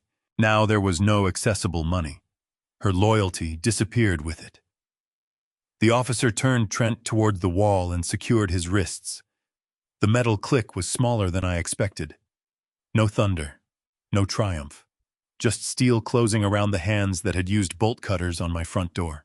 Before Monica began talking, the investigator photographed the power of attorney screen on Trent's phone and asked him not to delete or alter anything. Another officer secured the black portfolio, and the closing papers scattered across the floor. The process was methodical, almost boring. That was exactly what I wanted. No theatrical raid could be stronger than ordinary evidence handled correctly. Monica began talking immediately. She claimed she knew nothing about the physician. She said Trent told her the medical paperwork was legitimate. She said Vanguard Horizon Holdings was simply a business vehicle for the property sale. The second investigator held up one hand. Before giving Monica any opportunity to continue, he explained that she would be interviewed separately and that nothing she said on the ruined living room floor would purchase a promise from him. She looked toward Trent. He would not meet her eyes. That was the moment she understood. Cooperation and loyalty had become separate questions. The second investigator held up one hand. Stop. You will have an opportunity to speak after you understand your rights. Monica stopped for exactly 2 seconds. Then she pointed at Trent. He did the medical documents. Trent twisted against the officer. Shut up. He brought the doctor into it. You signed Vanguard because you told me the house was yours to sell. The investigators separated them. Monica was detained and handcuffed for transport, while officers determined her role in the shell company and the property transaction. No one promised she was already guilty. No one promised she would go home. Her legal position depended on evidence. Trent's depended on evidence too. The difference was that he had spent a week creating more of it. As the officers guided him toward the door, he turned to me. "Dad." The word stopped me harder than the handcuffs. He had not called me Dad while he emptied the house. He had not called me Dad when he declared me incompetent. He had not called me Dad when he sold the property. Now, with a cruiser waiting, the word returned. "Dad, tell them this is a family problem." I said nothing. "We can fix it." Silence. "I can put everything back." I looked around the gutted room. The fireplace stripped. The floors torn. Diane's loom gone. "No one puts everything back." Trent's voice broke. "I made a mistake." One mistake. He tried to compress weeks of deliberate acts into a single accidental word. I still said nothing. As the officer opened the cruiser door, Trent stopped trying to look at the police and looked only at me. The anger disappeared. For one heartbeat, I saw the child beneath the man. Then he spoke, and even that illusion vanished. Trent planted his feet. "You lived too long." Everyone heard him. He seemed shocked by his own sentence. Then he doubled down. "You sat on that house while I was drowning. You had savings. You had no debt. You could have helped." There it was. The truth beneath every forged document. My life was an asset he believed should have liquidated on his schedule. The officer placed him in the back seat. Monica was taken to a separate vehicle. She was crying now, but not for me. She was asking whether cooperation could help her. The cruisers pulled away. The red and blue light disappeared from the stripped walls. Silence returned. The developer's lawyer had remained near the curb. The demolition contractor stood beside his work truck. Stanley crossed the street slowly and entered through the damaged doorway. He looked around. They got them. For now. Elliot remained inside with the investigators while I stood on the porch beside Stanley. "How do you feel?" he asked. I looked at the cruiser carrying Trent away. "Older." Stanley nodded as if that answer made perfect sense. The immediate threat was neutralized, but the house was still wounded. Vanguard's money was frozen, not automatically mine. Monica's boutique still existed on paper. Trent's creditors still wanted payment. The syndicate debt did not vanish because the police had handcuffs. I understood then that arrest was not the end of the adjustment. It was only the moment the physical danger stopped. The legal extraction was next. I visited Trent at the precinct once. Only once. Elliot advised me not to go. I told him I did not want a confession, and I did not intend to negotiate. I need to know whether there is anything left in him that understands what he did. Elliot looked at me for a long moment. "Do not expect the answer you want." "I don't." The visitor area was divided by reinforced glass. Trent entered wearing county clothing, wrists secured in front of him. He looked exhausted, but the exhaustion had not produced humility. He sat. I remained standing until he picked up the telephone receiver. Then I took the chair opposite him. The first thing he said was not, "I'm sorry." It was, "You destroyed me." I lifted my receiver. I said nothing. He leaned closer. "You planned this." Silence. "You waited until the money was trapped. You turned the developer against me. You sent Elliot after the accounts." I watched his face. Every accusation described a reaction to something he had done first. He never mentioned the bolt cutters. He never mentioned Diane's loom either. That absence told me something. The item that represented my deepest loss was not even important enough to enter his defense. To Trent, the loom had been furniture. To me, it was 30 years of mornings with my wife. We were not arguing about the same world. That was why no amount of explanation could repair what happened. He never mentioned the bolt cutters, the false physician, the shell company, the midnight liquidation. Those were background details in the story he told himself. My resistance was the crime. "You could have helped me," he said. Still I said nothing. His voice sharpened. "I asked you before. I told you I was struggling." I remembered the temporary loans, the cash I slipped him after missed mortgage payments, the credit card bill I paid without telling Monica. Each rescue had become proof in his mind that more rescue was owed. "You sat in a paid-off house," he continued. "You had retirement money. Diane left you comfortable. I had 2 mortgages. Monica had a business. We were carrying real expenses." His eyes hardened. "You hoarded while I drowned." The word hoarded told me everything. My savings were not the result of 40 years of work. They were resources I had unfairly withheld from him. "My whole life you made me feel like I had to earn what you already had." I almost answered. Then I stopped. If I defended my life, the conversation would become the debate he wanted. He would turn theft into a disagreement about parenting. I would not give him that escape. Trent changed tactics. He blamed Monica. He said she had convinced him that appearances were everything.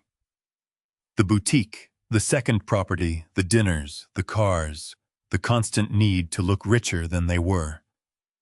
He said he would have lived simply if she had allowed it. Then he contradicted himself. He said a man in his position could not live simply. He needed the right car for clients, the right address for promotion, the right vacations to maintain relationships. Every luxury was suddenly a professional necessity. Every debt was society's fault. Every theft was pressure. I watched him build excuses faster than I had watched strangers empty my house. She pushed for appearances. She built Vanguard. She wanted the developer's money. Then he blamed the betting syndicate. They threatened him. Then the physician. The doctor demanded more cash. Then the developer. Then the economy. Then me again. Everyone had caused Trent's decisions except Trent. He placed his hand against the glass. "Dad." The word was softer now. "I can testify against Monica." I stayed silent. "I can testify against the doctor." Silence. "I can help them go after the betting people." His eyes searched mine. "Tell Elliot I will cooperate. Tell him to get the property charges reduced." I did not move. His voice cracked. Then he tried shame. He reminded me that Diane would not have wanted her only son abandoned. He said she believed in forgiveness. He said I was disrespecting her memory by letting him sit in jail. That was the first moment anger truly rose in me. He had watched strangers throw Diane's loom into a truck. Now he wanted to use her as leverage. I kept my face still. "I'm your son." That was the last card. Blood. The same argument beneath the first-class ticket. The same argument beneath every temporary loan. I remembered one winter when Trent was 28 and short on a mortgage payment. Diane wanted us to help once and make him build a budget afterward. We helped. The budget never happened. Then came another emergency. Then another. At the time, each rescue felt loving. Now I could see how quickly help becomes expectation when nobody is required to change. That realization did not excuse Trent. It explained one mistake I would never repeat. The same argument beneath every demand he had made as an adult. Family means access. Family means rescue. Family means consequences belong to someone else. He made one final offer. If I funded his defense, he would sign away every claim to the house and every future inheritance. He spoke as though he were surrendering something he still possessed. That was when the last fragment of uncertainty disappeared. I slowly placed the receiver back into its cradle. Trent kept talking. The thick glass erased his voice. He realized what I had done and began pounding the receiver against the divider. A deputy entered behind him. I buttoned my jacket. His face twisted with rage.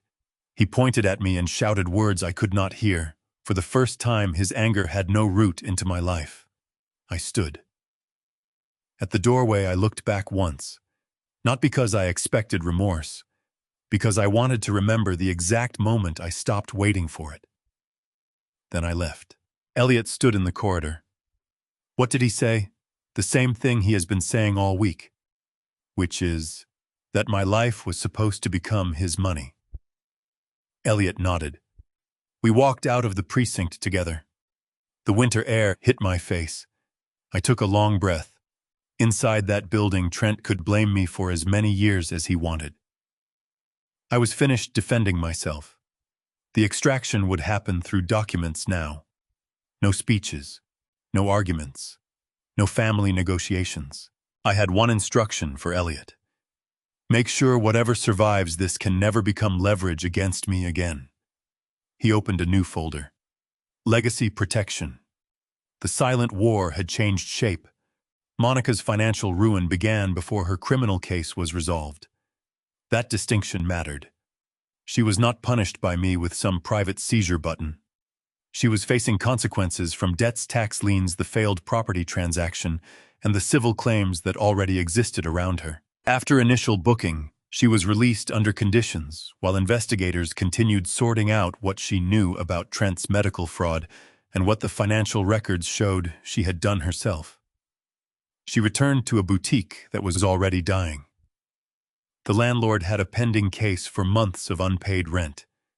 The state had tax liens. Suppliers had judgments. The store's glossy windows hid a business with no oxygen left. Elliot documented my claims separately. The midnight liquidation. The destruction inside the house.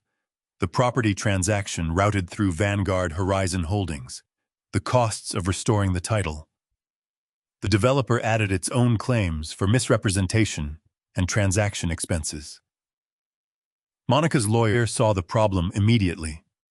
There was not enough real value to satisfy everyone. The boutique inventory was eventually placed into a court-supervised creditor process.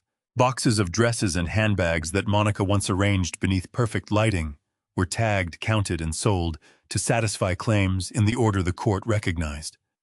The process was not dramatic. That made it more brutal. No one shouted at her. No one ripped jewelry from her body. Accountants and clerks simply converted the image she built into numbers, liens, and deficiencies. The financed cars were surrendered or repossessed under their existing agreements. The portion of Vanguard's funds connected to the disputed transaction remained preserved while the court determined allocation among legitimate claims. Elliot did not promise me every dollar. I want the house repaired, I said. Then we document the damage and pursue what the law supports. That was enough. The sports betting syndicate did not care about legal precision. Elliot made one thing clear to me. We would not bargain with them, threaten them, or try to redirect their attention toward Monica. Any contact or intimidation would be reported to law enforcement. The debt was Trent's problem, and the syndicate investigation belonged to authorities. I agreed immediately. I had spent enough time around men who believed fear created ownership. The sports betting syndicate did not care about legal precision. Trent was in custody. The $400,000 had not arrived. The men who had been waiting outside his office needed someone reachable. Monica became that person. The first warning came through her boutique voicemail. No direct threat. Only a man's voice asking when Trent intended to correct his banking problem. The second warning was a photograph of Monica entering the courthouse. The photograph had been taken from far enough away to prove patience. Someone had waited for her. She stopped sleeping at the boutique apartment. She changed cars twice.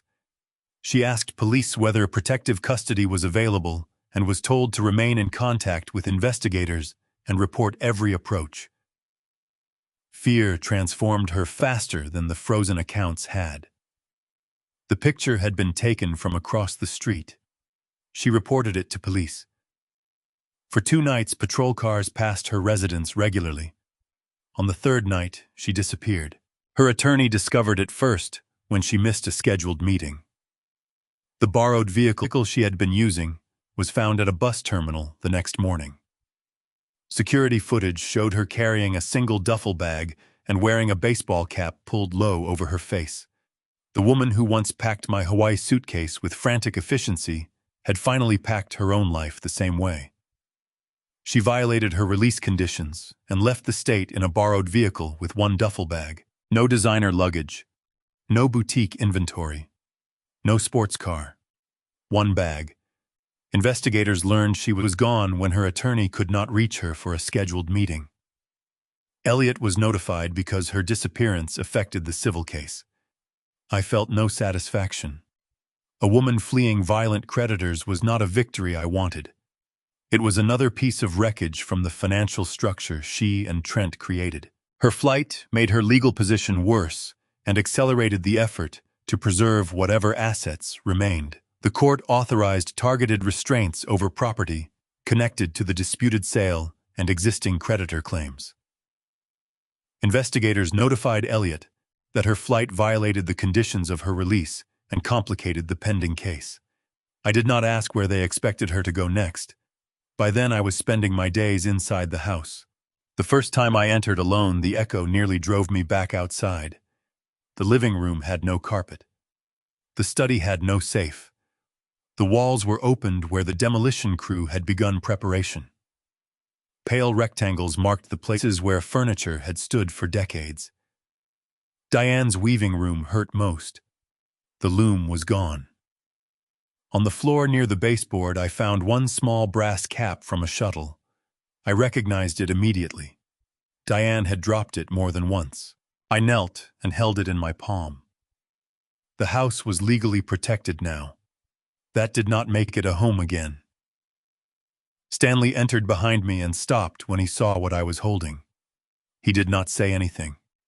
That was why I trusted him. I looked around the empty room. I am not leaving it like this. He nodded. The contractor, the same one. Stanley raised an eyebrow. He helped preserve the evidence and nearly demolished it. He was hired to do a job under papers that looked real. Stanley considered that fair. Before I called the contractor, Elliot showed me the damage estimate. I read the total once. Then I closed the folder. The number hurt less than the list. Weaving room floor, fireplace surround, study cabinetry, front door, landscape restoration. Every line item was a memory translated into labor and materials. I called the contractor. He answered on the second ring. I need an estimate, I said. For what? Putting back what you were supposed to tear down. There was a long pause. Then he said, I'll be there tomorrow. The financial ruin of Trent and Monica was not complete because they owned nothing. It was complete because the things they tried to convert into power were no longer available to them. The house, the sale proceeds, the boutique, the cars, my identity, all separated from their control. What remained was rebuilding. The contractor returned the next morning with a clipboard instead of a demolition permit. We walked through every damaged room. He documented stripped flooring, broken trim, opened walls, damaged masonry, missing fixtures, and the exterior destruction caused by the midnight moving truck. Can you restore it? I asked. He looked around. Not exactly. I appreciated the answer. Nothing would ever be exactly as Diane left it. Can you make it strong? Yes. Then start. The work took months. The first phase made the house look worse before it looked better. Damaged wall sections came down. Electrical runs were exposed. Sections of subfloor were removed. For 2 weeks, the living room was little more than framing and plastic sheeting. I slept in Stanley's spare room again. This time I was not hiding. Every morning I crossed the street openly carrying coffee and a folder of decisions. That small act mattered. The same distance I once crossed like a fugitive had become ordinary again. Saws replaced sirens. Delivery trucks replaced the unmarked moving van. Each repaired wall felt like a small reversal of the night I watched from Stanley's window. Stanley came every morning with coffee. I repaid every dollar he had given me for Elliot's retainer. He tried to refuse. I placed the money back in his old ammunition box. You gave me the first weapon I had. It was cash. It was a choice. He stopped arguing. Finding Diane's loom became my private mission.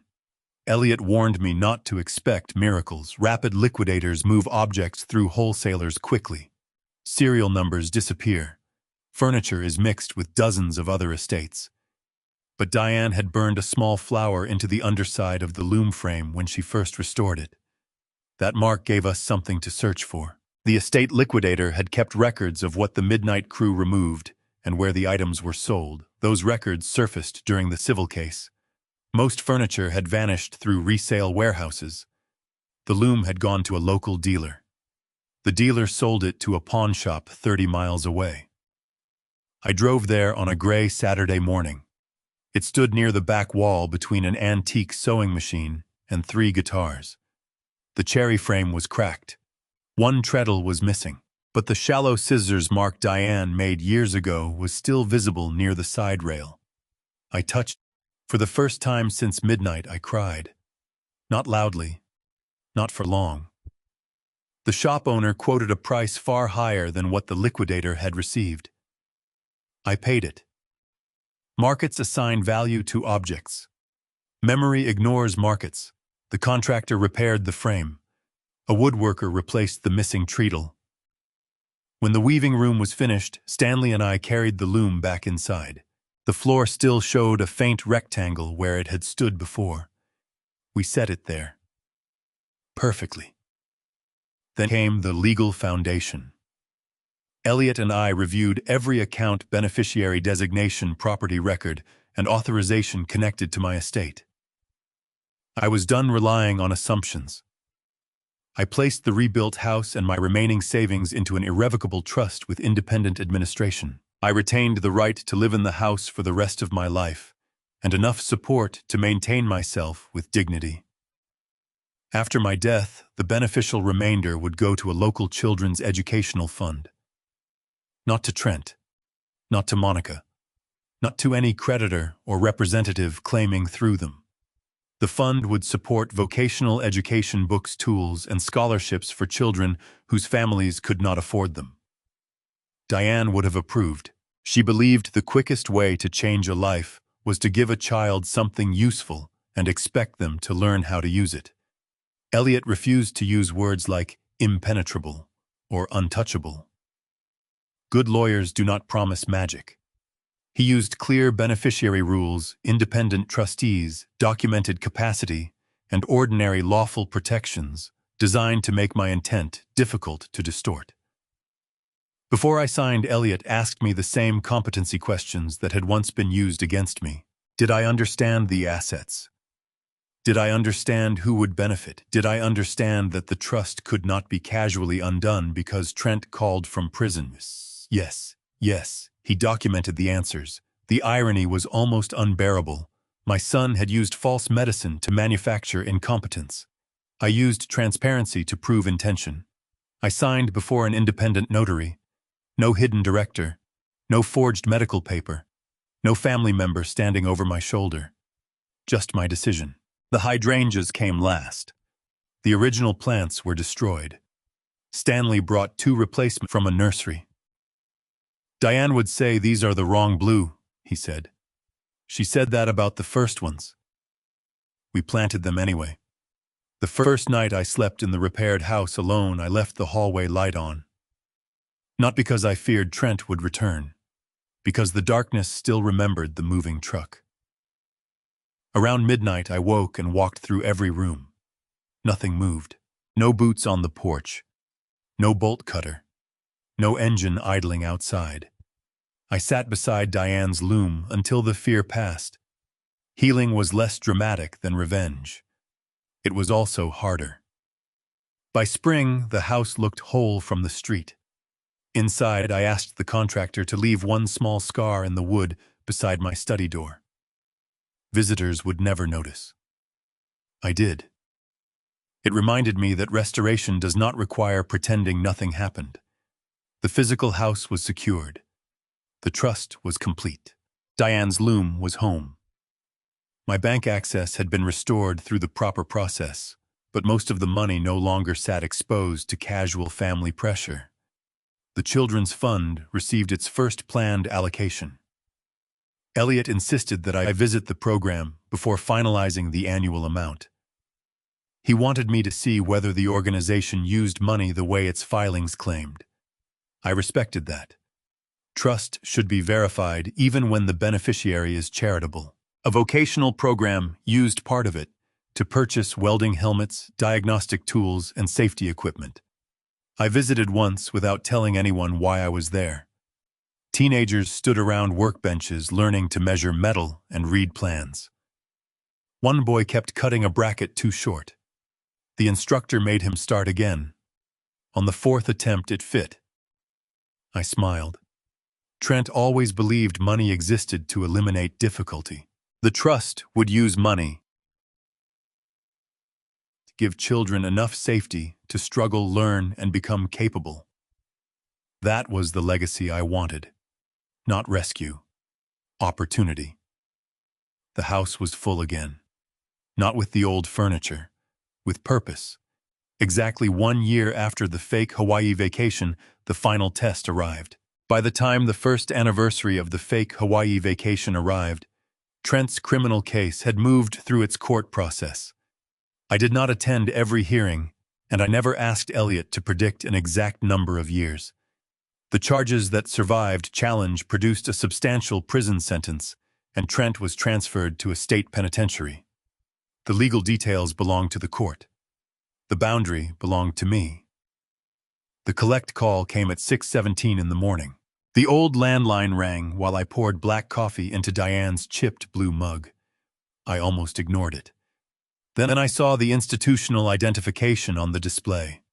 State Penitentiary Collect Call. For a moment, the entire year folded inward. Midnight. The truck. The hydrangeas. The loom hitting steel. My body on Stanley's floor. The red banner on the bank portal. The doctor in the diner. The frozen closing. Trent's face when I stepped through my own door. The handcuffs. Then the automated voice asked whether I would accept the call. I pressed 1. Static. Breathing. Dad. His voice was smaller.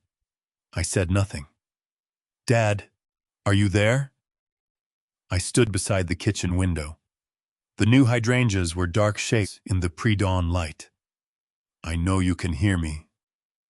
Silence. He began carefully. Prison was harder than he expected. His commissary account was empty. He needed money for soap coffee stamps and phone time. Then came the real request, a private lawyer for an appeal. He said his current representation had missed issues involving the recordings and the property dispute. He said an appellate attorney was willing to review the case if someone paid the retainer. He did not ask about the house. He did not ask whether Stanley was well. He did not ask whether I found Diane's loom. He asked for money. Dad, I know what I said. I remained quiet. I was angry. I looked at the rebuilt kitchen. One deep scratch from the midnight crew remained near the corner of the oak table. I blame you for things that were not your fault. The automated system announced that the call could be monitored and recorded. Trent continued. I have had a year to think. A year. He spoke as though time itself proved change. He regretted Vanguard. He regretted the physician. He regretted the house. He regretted the betting debt. He regretted the moving truck. Each sentence sounded carefully ordered. Then his voice broke. Dad, please. That word again. The final card. I am still your son. I closed my eyes. For most of my life, I believed that sentence required a response. Not agreement, not forgiveness, but access. Age taught me otherwise. Blood is not a permanent key. An apology is not a court order. A shared name does not create a debt. Trent asked for $5,000, then $3,000, then $1,000. He promised to repay it. The old pattern returned so naturally that I could predict each sentence before he said it. Temporary help. Just this once. Emergency. Family. For 1 second, the father inside me rose automatically. Protect the child. Solve the problem. Send the money. I let the instinct exist. Then I let it pass. Protecting someone from every consequence is not always love. Sometimes it is the mechanism that teaches them consequences will always belong to somebody else. Dad. I looked toward the weaving room. Diane's loom stood in the first gray light of morning. Across the street, Stanley's house was quiet. Everything Trent had tried to erase was still here, not untouched, rebuilt. That distinction mattered. Dad, say something. I pressed the end call button. The line went dead. No final speech. No insult. No victory declaration. A small electronic click. I carried my coffee outside. The porch boards were new, but the shape of the porch was the same. Cold air sharpened my lungs. A thin line of gold appeared behind the rooftops. Stanley opened his front door across the street and raised his mug. I raised mine back. The phone rang again inside. I did not move. It stopped after 4 rings.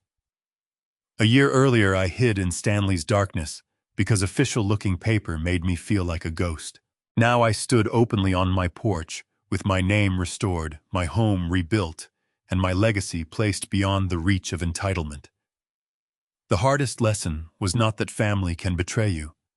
The harder lesson was that love can survive betrayal without requiring reconciliation. I could remember the boy Trent had been, and still refuse the man he became. I could grieve my son without financing him. I could hope he changed without volunteering to become the test of whether that change was real. Boundaries do not require hatred. That may have been the most difficult lesson of all. For months I assumed I needed anger to maintain distance. I thought if the anger faded, guilt would pull me back into the old pattern. It did not. Clarity lasted longer than anger. I did not need to wake up furious at Trent every morning to know he could not have access to my money, my house, or my decisions. The boundary survived even on peaceful days. They require clarity. That was what silence gave me. People confuse quiet with weakness because rage is easier to see. Trent saw an old man who did not run across the street at midnight and assumed fear had defeated me. He did not understand that silence can be active. Silence can gather dates. Silence can preserve documents. Silence can let an arrogant person sign one more page because nobody interrupts him before he creates evidence against himself. That was the adjustment. Not violence, not cruelty. A sequence of corrections. Stop panicking. Find the paper trail. Protect the evidence. Hire the right help. Let greed expose the lie. Return when the stage is ready. Then stop. The stopping matters. If I spent the rest of my life tracking Trent's prison complaints, Monica's court dates, or the betting investigation, they would still control my attention. I fought to reclaim my life. Reclaiming it meant eventually looking away. The collect call mattered more than the handcuffs for that reason. The handcuffs were the justice system doing its job. The call was my choice. No judge made it. No lawyer drafted it. No police officer stood beside me. Trent asked. I decided. That was freedom. I finished my coffee as sunlight reached the hydrangeas. A school bus stopped at the corner. Children climbed aboard carrying backpacks larger than their bodies. One child waved toward our porches. Stanley waved back. I thought about the educational fund. Then the loom. Then Diane. My legacy was no longer the house alone. It was the decision that nobody would ever again turn my generosity into permission to erase me. The phone remained silent. I thought about the burner phone Stanley had slid across his table on the first night. That cheap piece of plastic had seemed like the beginning of power because it let me act outside the systems Trent controlled. A year later, it sat dead in a drawer. I no longer needed hidden numbers, borrowed trucks, or dark rooms across the street. The strongest part of the new order was not secrecy. It was that nothing important depended on secrecy anymore. My ownership records were clear. The trust terms were clear. My bank permissions were clear. The charitable destination was clear. If someone wanted to challenge those boundaries, they would have to challenge documents created openly with independent professionals, while I was fully competent and fully informed. That was the opposite of Trent's method. He relied on confusion. I relied on clarity. He relied on people looking away. I learned to make the important things visible. There was peace in that kind of paperwork. Not because paper can protect a life by itself, but because clear records leave less room for someone else to rewrite your intentions after you stop watching. I knew there would be other calls, maybe birthdays, maybe holidays, maybe another appeal. The boundary was not a single dramatic act. It would require the same decision again whenever the past tried to reopen itself. That no longer frightened me. I had practiced the answer. Silence when silence was enough. Words when words were necessary. Access only when earned. The phone remained silent. The street woke around me. A delivery truck rolled past without slowing. 1 year earlier, the sound of a diesel engine would have tightened my chest. This time I watched it disappear at the end of the road. Then I went inside. Diane's loom waited in the morning light. The house no longer felt like a fortress.